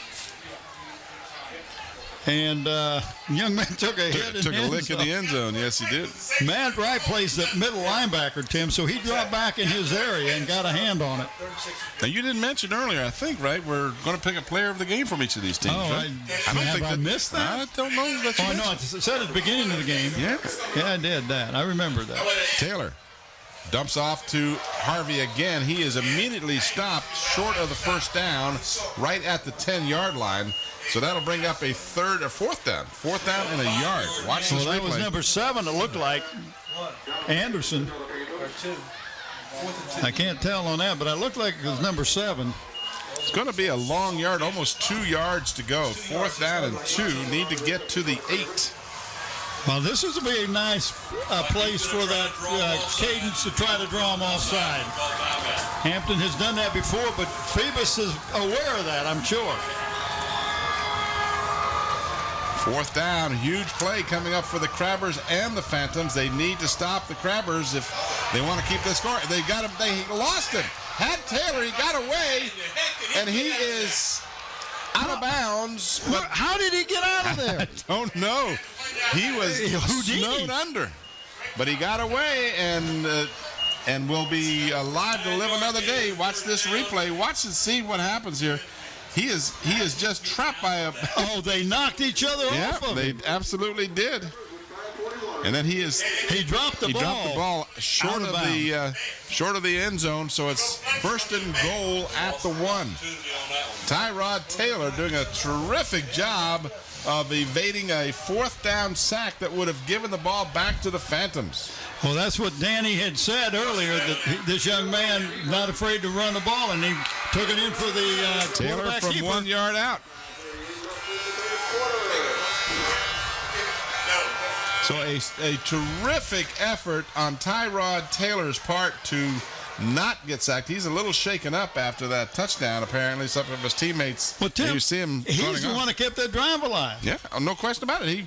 If he had been sacked, it'd be Phoebus ball, and we wouldn't be looking at an 18-7 score. It'd still be 12-7, and Phoebus would have the ball. There you see like Taylor for 2 again, Tim. Taylor over there to the sideline talking it over. Now, this is not they could go for 1 here without too much difficulty. They're up by 11. If they can get the 2-point conversion, it will make it 13. Much more difficult at 13. With a 2-point conversion in high school ball, 11 makes it a field goal and a touchdown difference. Now, the Crabbers apparently took too much time. A delay of game penalty will be called. So that makes that 2-point conversion that much more difficult. Delay, White. Still 1 try. Don't have any wax in those ears anymore. Oh, 2, 4, 6, 8. Who do we appreciate? Not you. He just cleaned out my sinuses. Taylor throws, and it's incomplete, intended for Harvey. He was being shadowed very nicely by number 15, and that would be Keith Barnes. I don't know who put the pressure on Taylor, but he didn't have a good look at him. There was a lot of pressure coming right up the middle on him. So with 5:38 remaining in the third period, right here, watch the coming replay from that defensive end position. Taylor a 1-yard run, but that play was not nearly as important as the evasive move when he had at least 3 Phantoms closing in on him. It looked like, okay, he's dead. He had 1 dead to right, and 3 of them hit at the same time and knocked each other off of him. Pinballed off of each other. And Taylor very alertly scrambled down to the 1-yard line and then took it in to make it an 11-point difference. But now, again, got a lot of time left. 5:38 to go here in the third quarter. In high school ball, as in college, and I guess down the pros too for that matter, you can get the 2-point conversion. So it doesn't require 2 touchdowns. Had they gotten the two-point conversion, it would have required 2 touchdowns or 3 scores of some sort. Got some running room out to the 34-yard line. That is Lewis getting extra duty. Right now, only a touchdown, a 2-point conversion, and a field goal, and they got a tie game. Exactly. Here's the replay of the kickoff. Elan Lewis took it at the 17-yard line. So they mark it at the 35. It's first down for the Phantoms. They trail 18-7 with 5:32 remaining in the third period. Aaron Ward flare to the left side and immediately tackled. What a fine defensive effort. Now that's 21, Tim. That is Sam Green. I got him confused earlier when I called the interception, but that was no confusion on that part. He is one of their best defenders, and he read this play perfectly, fought off the block, made the tackle, no gain. Scouting. Yep. They saw that. They've seen that play when they do the films. The team was prepared for it. Well, it goes back to what you were talking about with Mike Smith and with Bill Dee. You get to this level of winning by doing the basics and doing all of the things you have to do. From studying the tapes to working out in the weight room. Nice job that time by Fenner. Aaron Ward carried. Fenner got him after a short gain. It'll bring up 3rd and long, 3rd and about 8 for the Phantoms. And that's not where you want to be if you're the Phantoms, not in this end of the field. The one thing I would be curious to check with is to see what is the longest run from scrimmage tonight for Elan Lewis. See if Bob can tell us what that is. That's the test we're giving him here. You give him a test. What kind of helmet does he have on? What kind of hat does he have on? 31. Okay, 31 and what's hat. the next closest? One call back to 20, and he had 13. So 13. So other than 31, Lewis gets his 200 yards a game on breaking 40 and 50 yarders with regularity, I guess is the point I was headed Right. toward. He did have that big game. Here's the replay. And this time, Aaron Ward he runs and then he fakes like he's going to throw, but they did not fool Mr. Ernest Harvey. He has been outstanding. And, players of the game are considerations we have to be thinking about. And Ernest Harvey right now has got to be one of the candidates amongst many. So we're going to see Aaron Ward, the quarterback, now becomes Aaron Ward, the punter. And only Nolan. got 2 yards. 4th down and 2, but left-footed kicker, and it shanks off of his foot, but it takes a Phoebus bounce. Takes a nice roll all the way down to the Hampton 27-yard line. So the Phantoms get a break there. The ball not particularly well hit, Got but they nice got a good roll out of didn't it. he? Yep. And it looked just like it went nice and high and straight in the stats. That puts the pressure on the Phantom defense. They've got to stop the Crabbers. They got to either cause a turnover or hold them on downs, make them punt, and get back in this game. Right now, Hampton they're firing on all cylinders on offense. Got an official stoppage of play, got an equipment problem.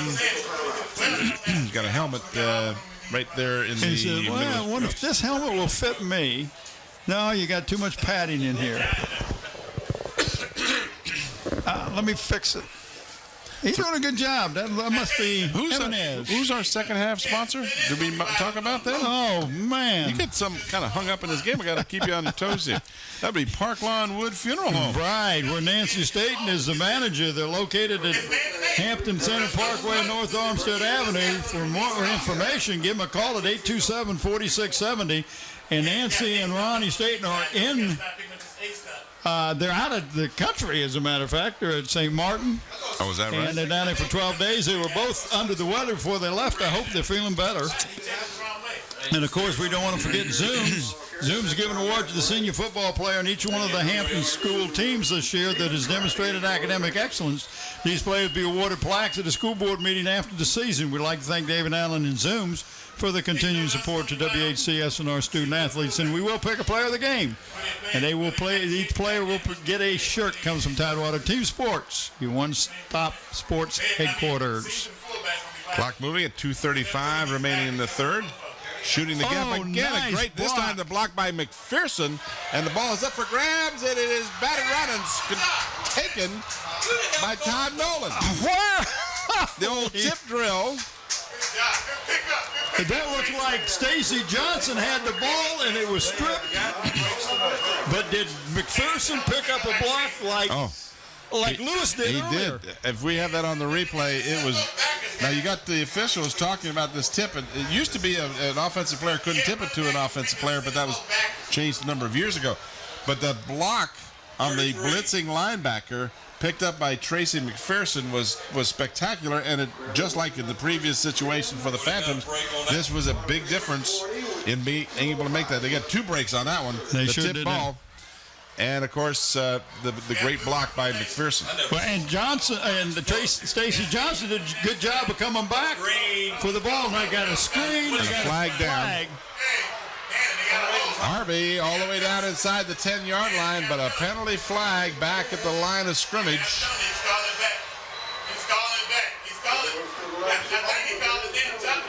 It's going to be a hold, and it's going to count against the Crabbers. So it'll wipe out that fine offensive play. Watch this and see if you can see the hold. I'm not sure you can. Well, yeah, right there. I think that's where he threw the flag. Yeah. I won't identify the player. We never do. But Ernest Harvey's fine effort on the screen pass will be wiped out because of the holding call. And if it's from the point of the foul, the point of the foul is back at what, about the 40, 46, 45. Looks like they're going to mark it. I've got a hold, white, still first down. We go with the ready. So you heard Larry Turlington tell you, hold on the white team, and that is second time that a team in this game, and previously it was the Phantoms who had a hold, call back a touchdown. That wasn't a touchdown, but it would have given them 1st and goal. Now they're looking at 1st and 25. This is McPherson, and he tripped himself, lost his footing just as he cut. Yeah, I think and I can see the turf up. Yeah. When he made the cut, the turf just came up and he lost his footing. A lot of rain earlier in the week, as we said, and this And the field field's is not bad. I walked on it, Tim. It's soft. No. But you're going to have that happen. Yes. You're going to have some of that turf come up every now and then when you make a hard cut. Well, that's the first time we've seen anybody have any adverse effect because of the field. Well, this field is, in the high school ranks, is as good a field as there's any around. The Darling Stadium crew here does a super job. John Johnson does a great job. 46-yard line, got the blitz, and it picked it up again nicely. Now Taylor rolling and looking, has some running room, has got good quickness, cuts it back across the middle, and is finally tripped up at the 32-yard line. And not a first down, but boy. It kind of got run in by his own player. Had a 1st and 25. He picked up 23. That was 2nd and 25, wasn't it? More than that, it was 2nd and 24. Was it 2nd and 24? Yeah. It's 3rd down and 2 now. So a great pickup by Taylor. Again, the Phantoms doing a lot of blitzing all of a sudden here. Well, they're trying to put some pressure. There's 2 ways you play pass defense. One's by the blitz, another by coverage. And if your coverage isn't doing it, then you got to put pressure on the quarterback and not let him get any good looks, without being hurried. And now we're down to the 3rd quarter. That was the final play of the 3rd quarter. The Crabbers did not have to call another play, and they chose not to. So we've played 3, and it's Hampton 18 and Phoebus 7. I want to thank again Zooms, who has a Beantown coffee, fried chicken, potato wedges, Krispy Kreme donuts, subs, Coke, Citgo Gas, one of our corporate sponsors, and of course, Parkland Wood Funeral Home, located at Hampton Center Parkway, North Olmsted Avenue. For more information, give them a call at 827-4670, where Nancy Staten is the manager. And if it wasn't for Nancy Staten, I probably wouldn't even talk about VR Ron Staten. But, you got to do. I hope they're having a good time down in St. Martin. I'd like to be down at St. Martin's. Yeah, That would be nice. Too. You see the tears? Yeah. We were talking about last week. suffering a little bit of a sore throat, and I was telling you off camera before. Tuesday morning, I was in the Pocono Mountains. I was there on you started business. to sing, and what happened? No, sing. I just started to say hello to someone. Someone walked by, and someone said, "Good morning." I went, "Good morning." Hello. I had no voice. So, all right. Not always a bad thing. 3rd down and 2 for the Crabbers. Taylor checking it off, and now they're going to have to take a timeout. So coming out of they tried to draw him offside. Yep. And Mike Smith has always done that. If he can't draw him offside, we're going to call a timeout. So we'll get a little more time to chat here. What else you got for us? I just want to, again, talk about a play of the game. Tidewater Team Sports is your one-stop sports headquarters for screen printing, embroidering, uniforms, and apparel. Call 594-0411 and talk to David Chubb or Terry McNamara. They have been giving us shirts, donating these Player of the Game shirts since I don't know how far we go back. But David Chubb has been involved in doing this, and we appreciate it. He worked for Islander Hardware for a while. Islander Hardware did it. Before that, he had another screen printing business. So he has done the job year after year after year, allowing us to recognize a player of the game from each one of the teams in the Hampton school system. We appreciate it. I know the kids do as well, and that goes into the basketball season and softball and baseball and soccer. And all that other stuff. So we do appreciate that. 3rd down and 2 for the Hampton Crabbers. Pitch goes to McPherson, and he has got the first down as he turns the corner, but a flag comes down well behind the play. So let's see how that will affect this. It was... We got holding again. Oh, my.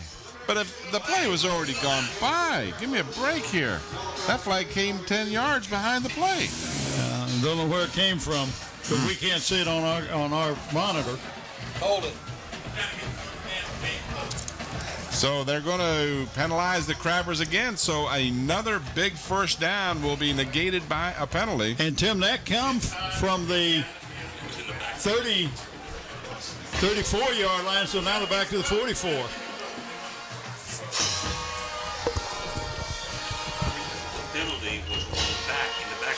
So you go from a 3rd and 2 to a 3rd and what, 15? 3rd and 15. And Mike was just telling me he saw where the penalty occurred. It was 10 yards behind the play after the play had gone by.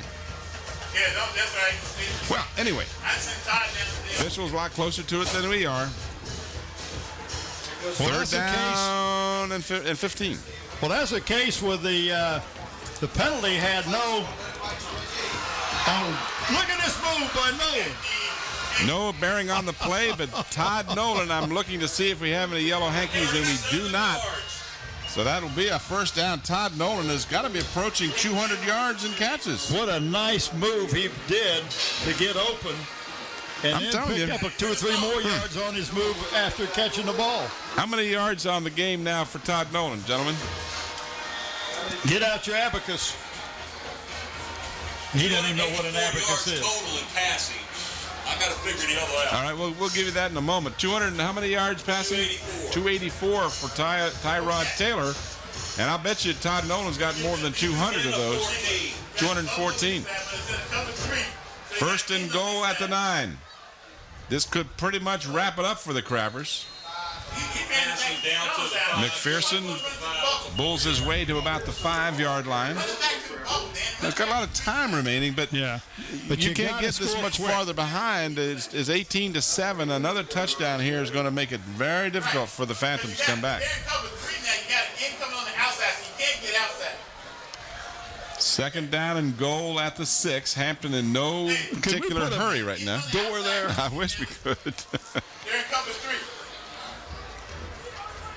Some of the coaches up here in the booth getting a little more excited than we wish they would. Fortunately, the language has stayed pretty calm. Taylor feeling some pressure. Throws and incomplete.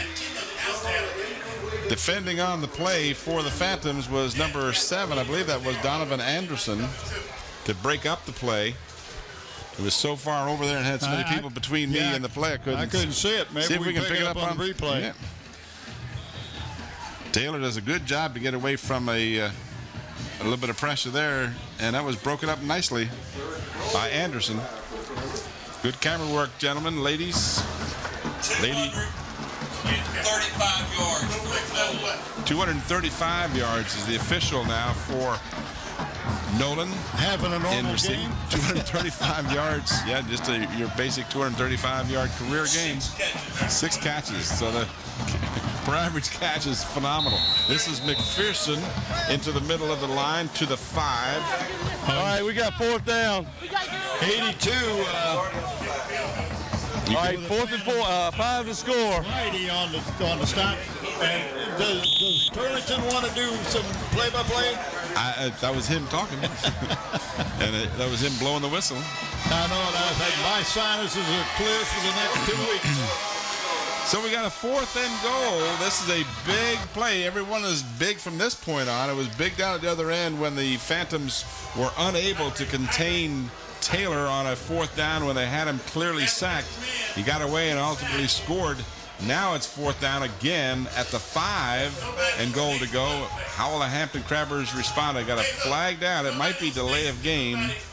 And that's exactly what it is.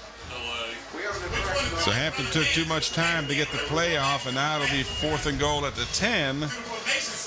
And again, with the lack of a kicking game, I don't think there's a question as to what they'll do. And Tim, that may be into their favor because now you got more field to work with. You got a whole lot more field to work with now from 10 yards out than you did from 5 yards out. I'm getting that in stereo. Are you? Because Killen was telling me the same thing. It made me lean over and listen to him. He says the same thing. Don't listen to him. He's not doing this stuff. He's good. What kind of hat he got on tonight? Oh, USA hat. Okay. All right, That's 4th not and the goal. same hat he had on last Taylor week. slant pass. Well, that was the intent, at least. And it did not work out that way as the sack all the way back to the 20-yard line. I was keeping my eye on Nolan because he was on a slant pattern, and the Phoebus defense did not allow the pass to be thrown. That's one way to keep Nolan from catching the ball. And that's the only way you're going to keep him from catching the ball tonight is don't let it get past. So the Phantom defense, when it had to, comes up very big now. Who was the one that was in it? Did you catch? I was watching Nolan, so I was relying on you. Well, I was watching Nolan. I was relying on you. 9:09 remaining in the 4th quarter. This is Lewis for a couple of tough yards. Again, other than the 31-yard play, which, one would say, well, yeah, but it was 31 yards. This is what Lewis does 5 or 6 times a game, is get 30-plus yards on a carry. So to keep him to one of those is pretty phenomenal. He really is. Daniel Carroll, Tim Richardson, and young Mr. Fenner all in on that stop that time. And they didn't let him get about 3 yards. Second down and 7. Second down and 7. Mr. Ward's going to have to get some downfield passing going, and now he's got to call a timeout as he was looking over the defense, did not have the right offensive call. Or the set that he wanted. I think he was calling the pass play, but he didn't have either not the personnel or the set that he wanted. There you're looking into the huddle, and that is Bill Dee, and he is imploring his team to get it together here, to be organized with 8:29 remaining in the 4th quarter. They trail by 11. Who do we got next week? Well, we do. By golly, we have a good one next week, and that's what I want to talk about. This is that Bethel-Kickoff game. This is where they're going to retire the number for Sean Gale, right? Right. I've tried to contact Sean. He hasn't got back to me yet. Wanted to get some information on that. But that's the 29th of October, 7 p.m. game time. Please be here early. Should be a good one, as it'll be Kickoff and Bethel. Then the 5th of November, Warwick comes to visit the Phoebus Phantoms. And then the Phantoms round out the final game of the season on the 12th of November when they will be hosted by the Bethel Bruins here at Darling Stadium. Play action fake, completed the pass, 30-35. And that'll be enough for a first down for the Phoebus Phantoms. And Todd Nolan in on the stop. Catch made by number 12, Brent Vinson, on a nice play from Aaron Ward. They'll mark him at the 36-yard line, moves the chains. Momentary stoppage of the clock. Well, Phoebus does much better on the short pass Here's the patterns than they do on the long ones. And Ward's got a nice, accurate arm on the short passes. Back to the live action. The ball is on the ground. There was a fumble on the play. Lewis had the ball, but got it dislodged. Oh, he was and cutting back lost against 7 the green. yards. Somebody grabbed his elbow, and there went the ball. That was what, number 78 with the recovery? Looked like it. Yep. Big Thomas Johnson. So he was all the way out to the 40, had gained 4, and now they end up losing 2, but more importantly, retained possession. Yeah. That would have been a disastrous thing to happen. So they dodged that bullet. 2nd down and 12 to go for the Phantoms. Out of the I formation. They fake the handoff. They want to throw. They got a man open. It's overthrown. Number 12 for the Phantoms, wide open. That is, again, the aforementioned Brent Vinson. But the ball was thrown well over his head. And brings up 3rd down and 12 now. Ball goes high, Tim, because you got somebody you got to throw it over. Now that just looked like it got away from him. He just got away from it. So it's 3rd down and 12. Need to get to the 46-yard line to keep the ball moving and a 1st down. 7:23. The clock did stop with the incompleted pass. Some of the fans starting to file out here, which I question to some degree. Screen pass to the near side. Got Vincent again. He's got the 1st down. 50, 49, 46-yard line. So all of a sudden, Aaron Ward has found a new favorite receiver. That's Brent Vinson. And a gain of 20 yards out to the 46-yard line. A really well-timed 1st down for the Phantoms. They needed that badly. And Todd Nolan making the stop. But that's just a flanker screen. The gate got 2 good blocks. Pitch goes to Lewis as we're back to the live action, and they've got him bottled up for a gain of a yard. That's it. But I just went too long. The Crabbers did a great job of stretching that out, going sideline to sideline, and not letting Lewis go north and south. 2nd down and 9. We are at the 6:42 mark in the 4th quarter. Some of the guys here at the stadium. I formation. Ward throws to the near side, completes the pass 35-30, and again wrestled out of bounds at the 29-yard line. Denathan Robinson on the catch. And they're picking up the pace here. This was a nice throw and catch, and then a good 8, 9, 10 yards after the catch by Robinson. Excellent job, and he got out of bounds, which stops the clock with 6:27 remaining. Each team has 2 timeouts remaining. No, 2. Quarterback keeper. Ward spins out of a tackle down close to the 20-yard line. He stayed in bounds, so the clock will continue to move, and it'll be short of a 1st down. Gain of about 8. Todd Nolan he playing defense. Of course, you don't want your defensive backs making the tackles. You'd rather have your linebackers and your interior linemen. We got a player shaken up on the last play. Looks like it's number 66. And that's Dominic White, yeah. And he is limping as he gets up, but well, he's going to have to come out for at least 1 play. Yeah, he may have to be more than that. I don't look for him to be out too long. He's walking like it may be a cramp. Yeah, you can hope that's what it is. As Killen said, both legs. A damp, chilly night out here. Not the nice warm evenings we've had earlier in the season. So White will kind of limp off as you see him in the top left-hand corner of your screen. And Kendrick McLeese comes in for the Crabbers. McLeese, 6'3", 220, sophomore. So the ball is between the 21 and the 20. 2nd down and 2 for the Phantoms after the 8-yard gain.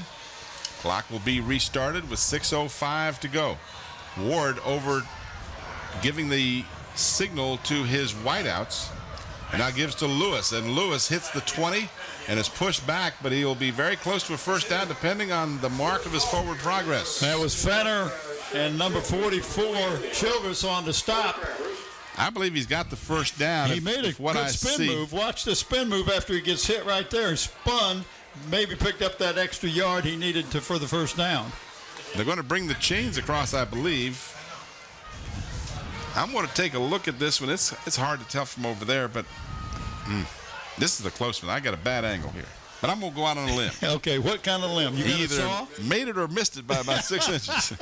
Well, that's not a... No, I don't think he got it. I think he's going to be... Hauser says it's a first down. I think he missed it by a couple of inches. And Hauser says Just you're a wrong. guess. I could be. No, you're not.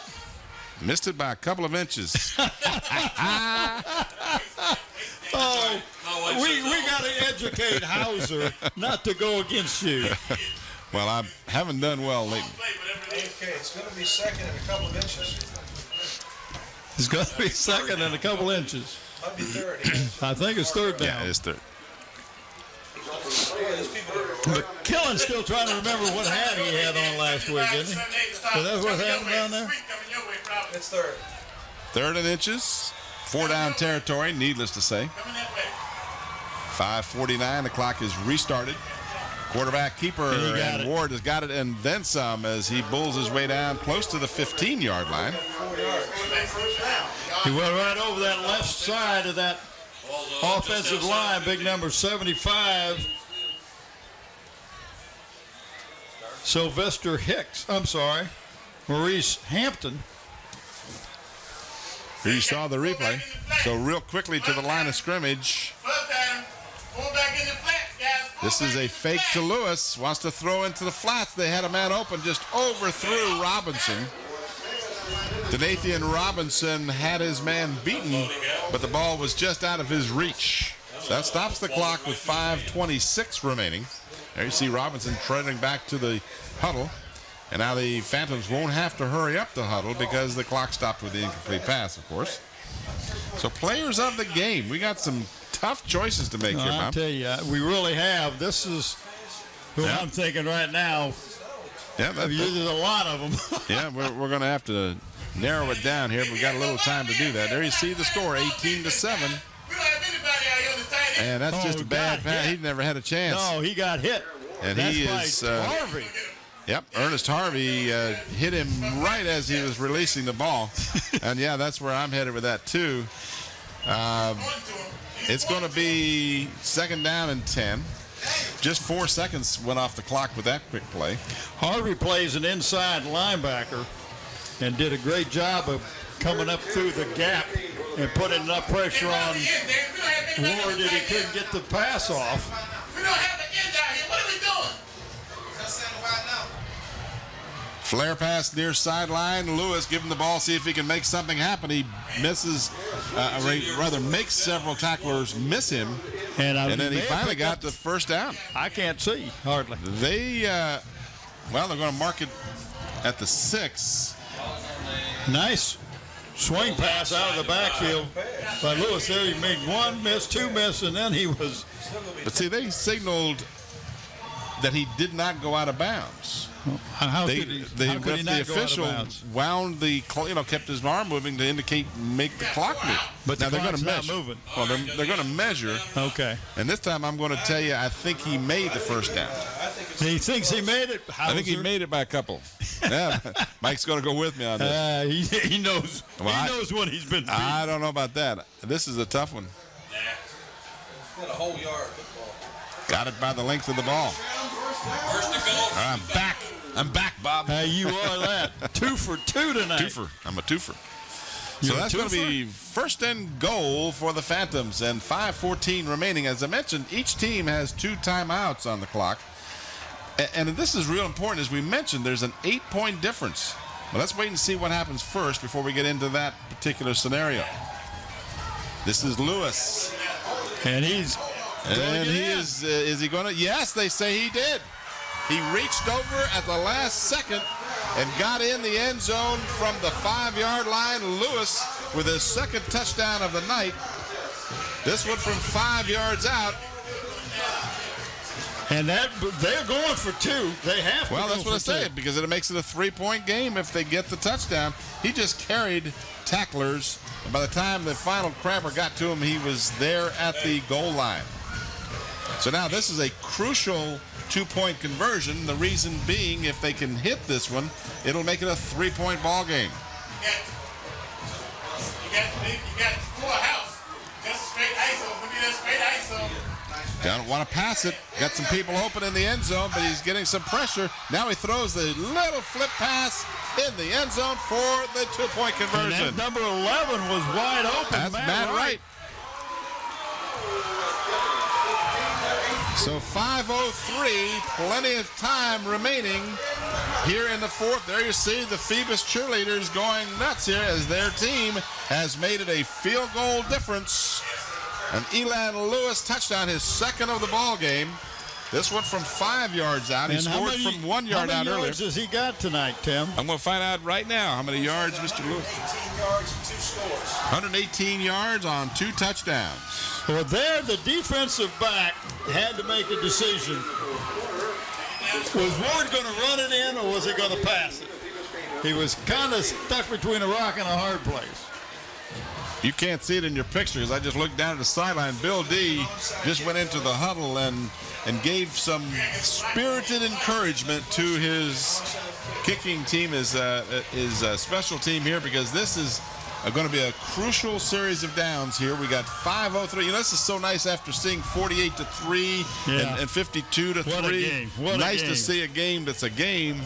And the fans here, those that have stuck around, and most of them have gotten their money's worth. And by the way, just to remind you, it's not a very expensive money's worth to spend down here at Darling Stadium. Tickets, I believe, are $4 for $4 or $5. $4 or $5 for students. I mean, you can't get a hamburger and a drink for $5 anymore.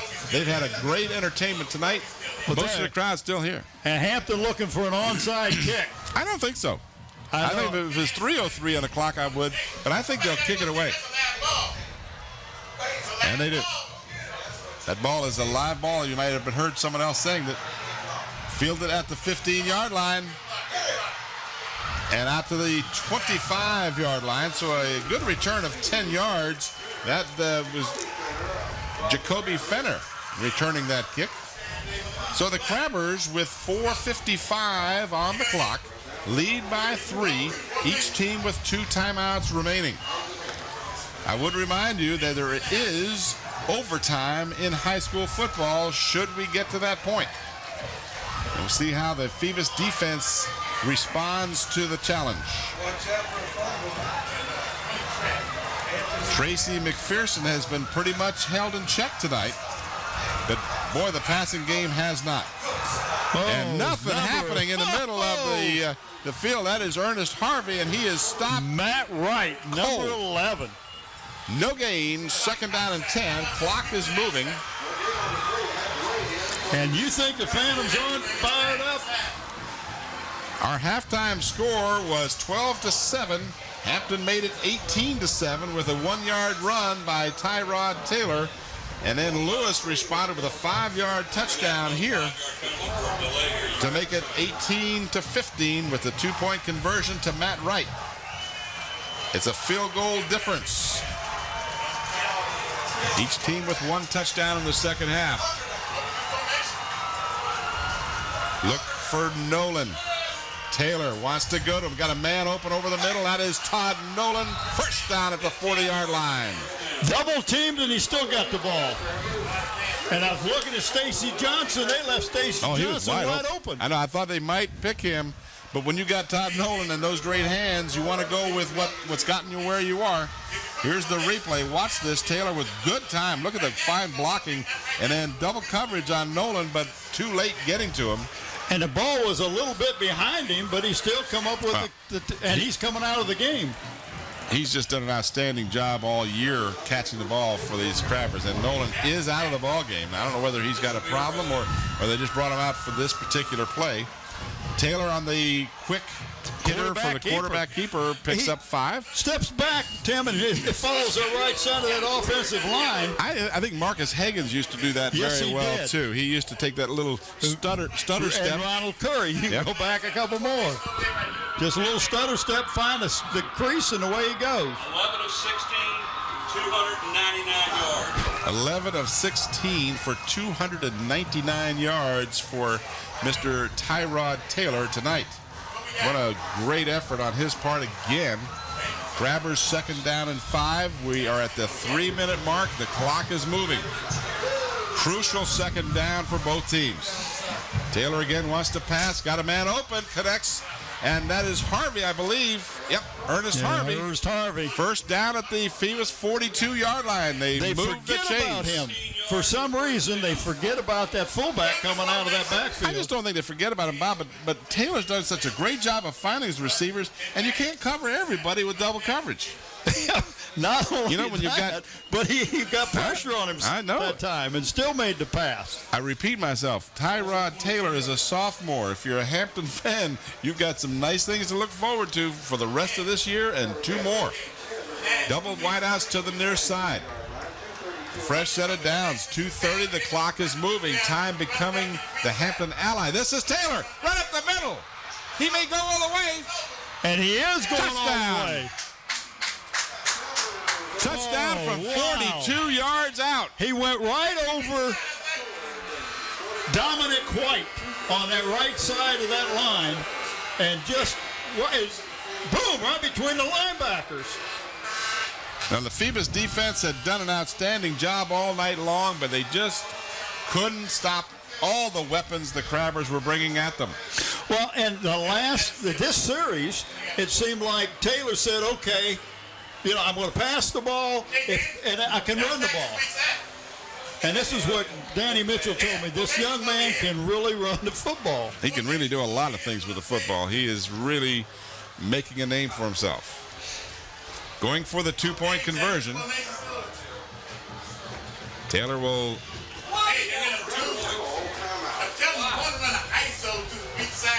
Because they don't have a kicking game, I guess. 24-15. They have a 9-point lead.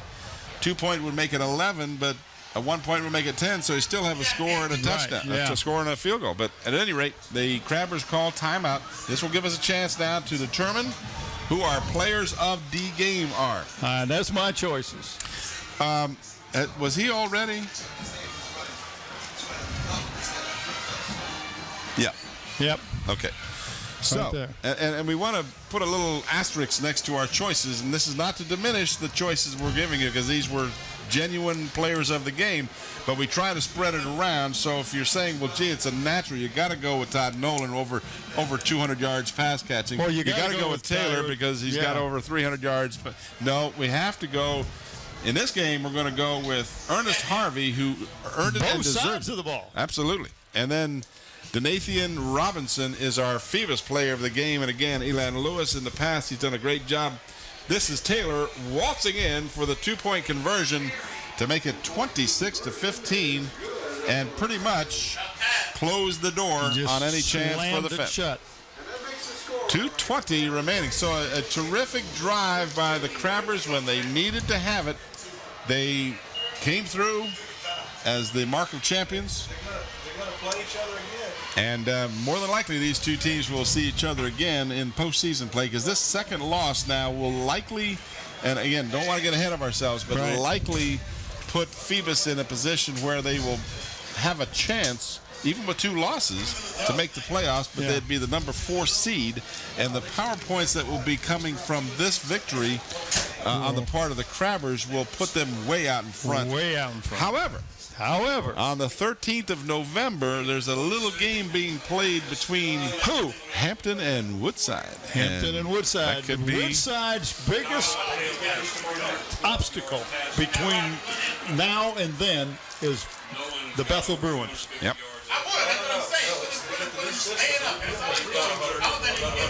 So a lot of things to be decided down the road here, but this victory will pretty much put Hampton in the driver's seat. Ball is taken at the 23-yard line.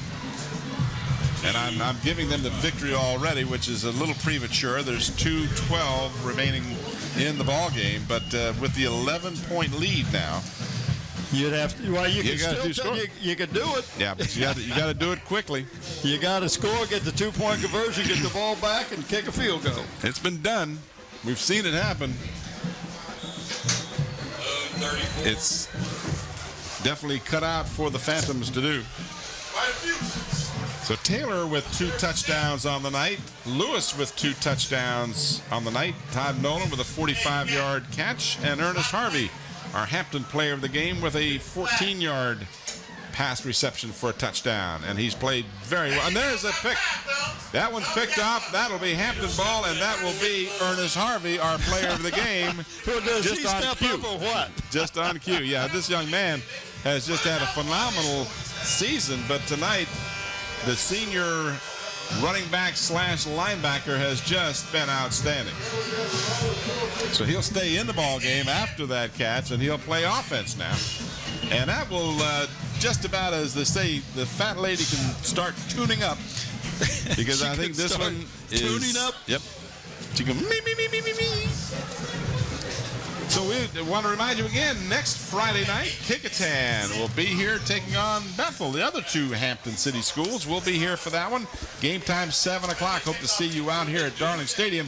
Wherever your team is playing, go out and support your high school athletes. These young men and women practice hard all week long, and they deserve your attention. So come on out and watch a good game in your favorite team. And now we got a late flag coming down. I think this might be delayed of the game. Yeah, it is. Yep, took too much time. That was against Hampton. Interesting. Yeah, delay a game. Yeah, I know, but why would they take so long? I mean, they've had all this Dead time. ball, delay, white, still first down. Maybe a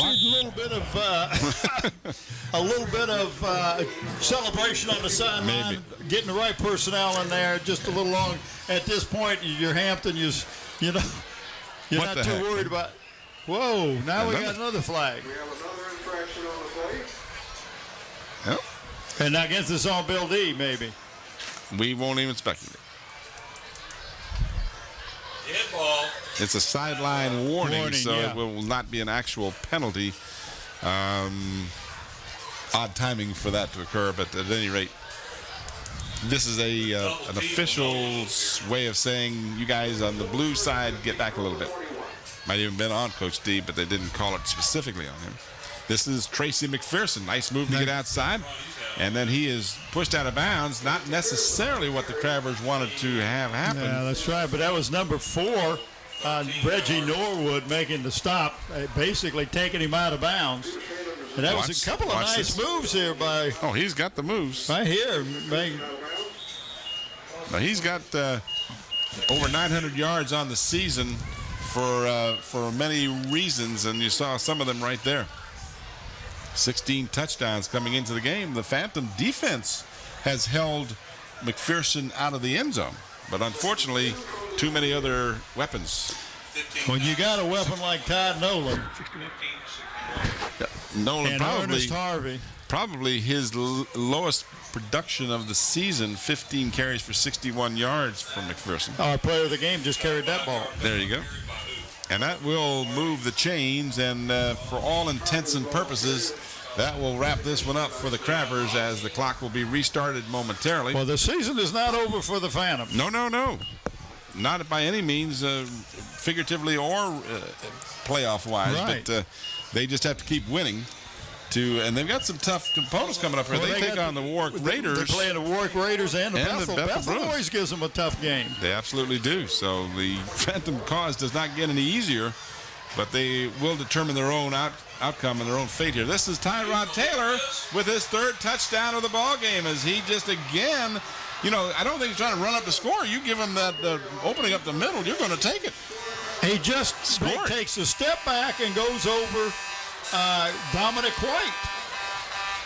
Watch this from the 24-yard line.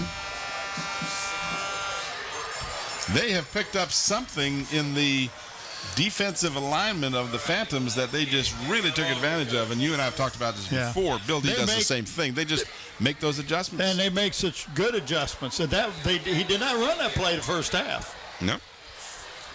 Now we're going to go for the point after. Yep. Young Mitchell doing the holding. And the kick is up. It is long enough, and it is good. So after missing the other 1-point attempt. And that was more in a mishandled snap, I think. Yeah, it really was a different circumstance. You're absolutely right. So if you pick up the paper in the morning, you see, 33-15. Boy, the Crabbers really blew them out. Not necessarily. This game was still up for grabs, but a fine drive by the Crabbers to seal it, with Taylor doing the bulk of that, along with Ernest Harvey, and the great catching of Todd Nolan in this game. The Crabber offense just scored when they needed to close the door. Now the fans legitimately are headed for the exit. Headed now. 127, 33-15 is the lead for the Hampton Crabbers. They will improve to 7-0, 6-0 in the district, and pick up some very valuable power ratings as a result of the victory. They get the points for the 5 overall victories that the Phantoms had. That's correct. That's that over there. Phantoms, little difficulty feeling the ball.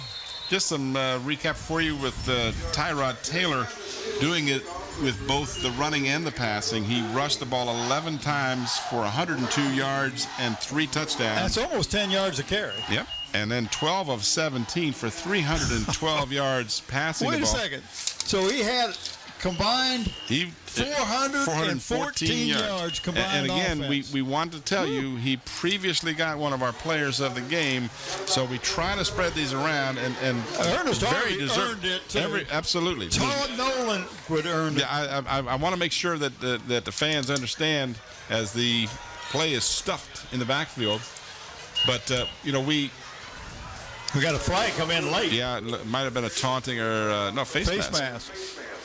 But again, we want to make sure the fans understand it isn't always the supreme player of the game, because a lot of times if you went to these games and we went to all the Phoebus games and we did a bunch of them, Elan Lewis would always have most of the yards and so forth. Well, and remember when we did with Ronald Curry? Yeah. It just, every night you could give him player of the game. Exactly. And we want to spread it around because these other young men go out and do a lot of positive things for their team, and we want to recognize them. And one of them in this case, Ernest Harvey, who has just played tremendous defense, blocking on offense, catching the ball on offense, running the ball on offense, intercepting the ball. Yeah, no, I mean, it well deserved, but there's going to be someone who would say, how could you not give it to Taylor with 414 yards of total offense?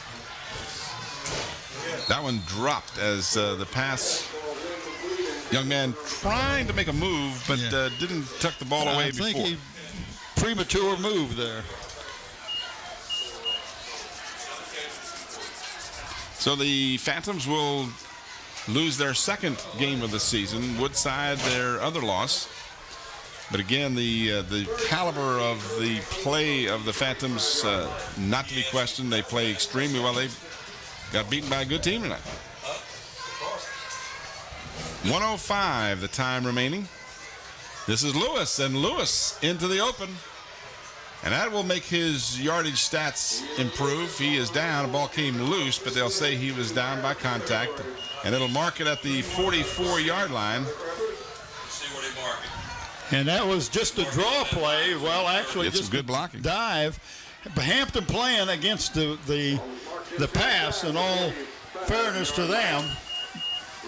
But you can't stop that young man. Once he gets ahead of steam, he's hard to bring down. But if you're Hampton, you don't mind giving up 30 or 40 yards on a run because the clock continues to run, and they've got the point differential to keep it from being a big impact. That'll be another first down, so the clock will stop. Is that Norwood, number 11? No, Matt Wright. Yep, Matt Wright, who's done a nice job on both sides of the ball tonight. And now the Phantoms do call a timeout. Bill Dee says, you guys in the booth might have given up on us here, but we're still 18 points down. Whoops, never mind. That's a lot of points. Well, yeah, it's a lot of points, but you're coaching, you're teaching, and you're still trying to score. I don't care what the score is. Exactly. You're trying to get that ball in the end zone.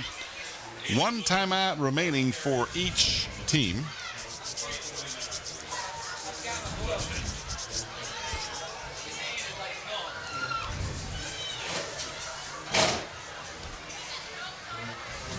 Phantoms burn the timeout. So our players of the game, just to repeat, Ernest Harvey, number 42. 42 for the Hampton Crabbers. And our player of the game for the Phoebus Phantoms, number 2, Donathan Robinson. That was what we did, right? That's what we did. It sure was. You got a good memory. Sometimes. If I don't remember where I parked the car. Usually right behind me. Usually. Tonight I got a little late. Oh. Well, I mean, I got here early because I knew there'd be a big crowd, but I didn't get my usual spot. This is Lewis, and Lewis playing as if it were a 1-point difference. He gets the first down on a big gain of better than 20 yards.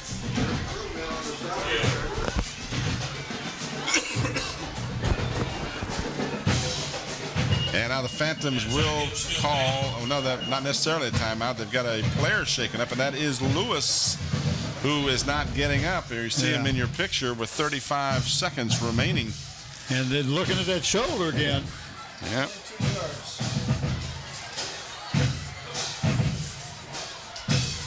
You know he doesn't want to come out, but if I'm the coach, I would have said, you got to bring him out. Well, I mean, now you have to, but I mean, prior to this, I don't know. Well, it's a nice move right here, and a nice stiff arm, but then he got by number without Todd Nolan. And 171 yards on the night for Mr. Lewis. How much? 171. I had no idea.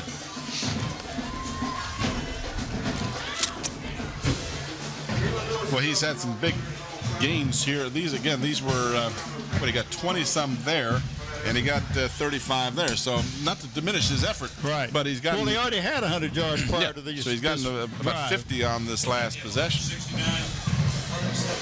So you see him coming off the field, and 31 carries. probably will not come back in again tonight. And they'll probably put Mathis. I think it's the young man that's in the backfield right now. Dennis Mathis, 27. But Elan Lewis is a warrior, and he'll be back next week. So a first down, the clock is restarted. Ward throws complete, touchdown. Touchdown, nice catch. Wow. So it ain't over yet, folks. That was Moss who makes the grab.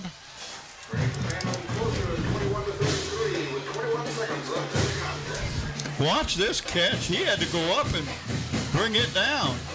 And then stumbled and then kept his balance and the last 4 yards for the touchdown. The Phantoms will try and make it an 11-point difference. Schwartz's kick is long enough, and it is true. 119 yards for passing for Ward. And Ward on the game, 119 yards passing, so he's had a pretty good game as well. This has been a lot of scoring by two teams that are very good defense. But that's what happens. They're also known for their scoring. So, you have those games where it's 10-7, and then you have those 33-22 games. So the Phantoms clearly will try an onside kick here with just 21 seconds remaining. Each team does have one timeout left. And how many touchdowns does Lewis have? 2. Lewis on the night with 2 touchdowns. Taylor with 3 for Hampton. Todd Nolan picked up another one, as did Ernest Harvey. Hampton's got 10 men up there to field this. Yeah, I don't think there's any question we're going to do an onside kick here. Yeah. Taylor I got earlier. Nolan, 7 catches. It's got to go 10 yards, and it didn't make it, so go over to the Crabbers. Is this right? 312 yards for Todd Nolan catching the ball?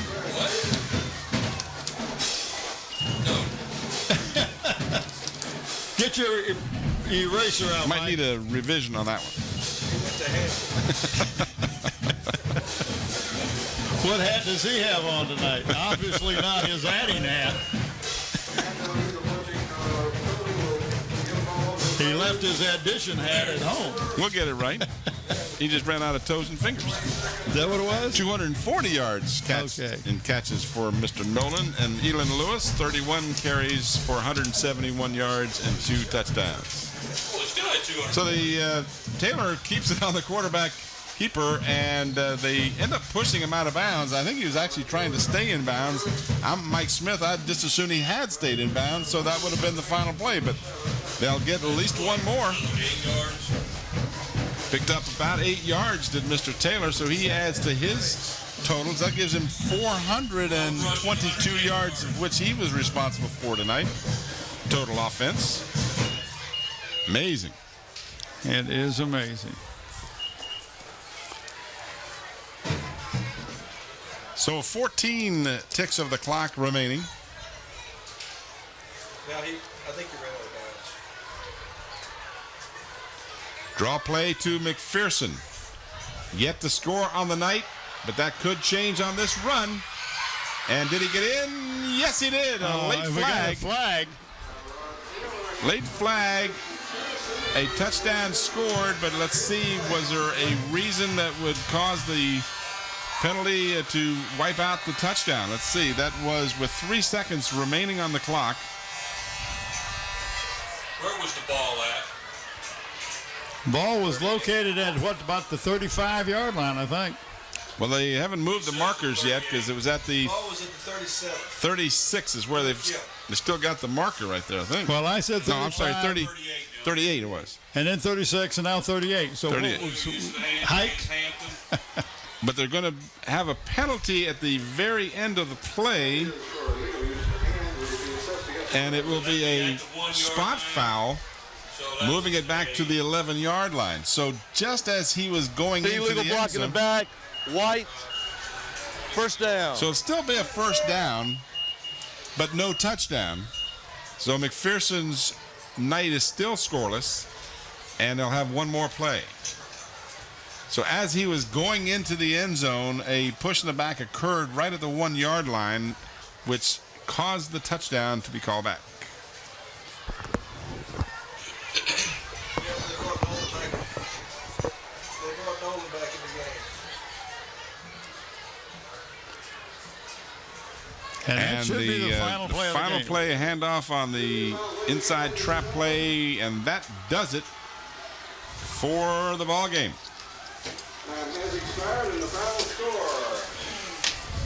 Hampton Crabber 33. So our players of the game, Ernest Harvey for Hampton, and Nathan Robinson is our player of the game for Phoebus. As you see, a couple of the Phoebus Warriors coming back, and the teams will do the congratulation handshake at the center of the field. The Phantoms fall to 5-2 and 4-2 in the district. Hampton improves to 7-0, and that's 6-0 in the district. Our game tonight brought to you by Zooms, with 14 convenient Peninsula locations to serve you. And that's a good show. Go ahead. And in part by Park Lawn Wood Funeral Home, where Nancy Staten is the manager. Let me make one point. Dominic White came over to the bench to congratulate young Mr. Elon Lewis. They embraced good sportsmanship. Oh, I always love to see that. All right, that's going to do it for us. The final score, Hampton 33, Phoebus 22. For Bob Ince, Bob Killen, Mike Hauser, this is Tim Cole. Thanks for watching. Good night, everybody.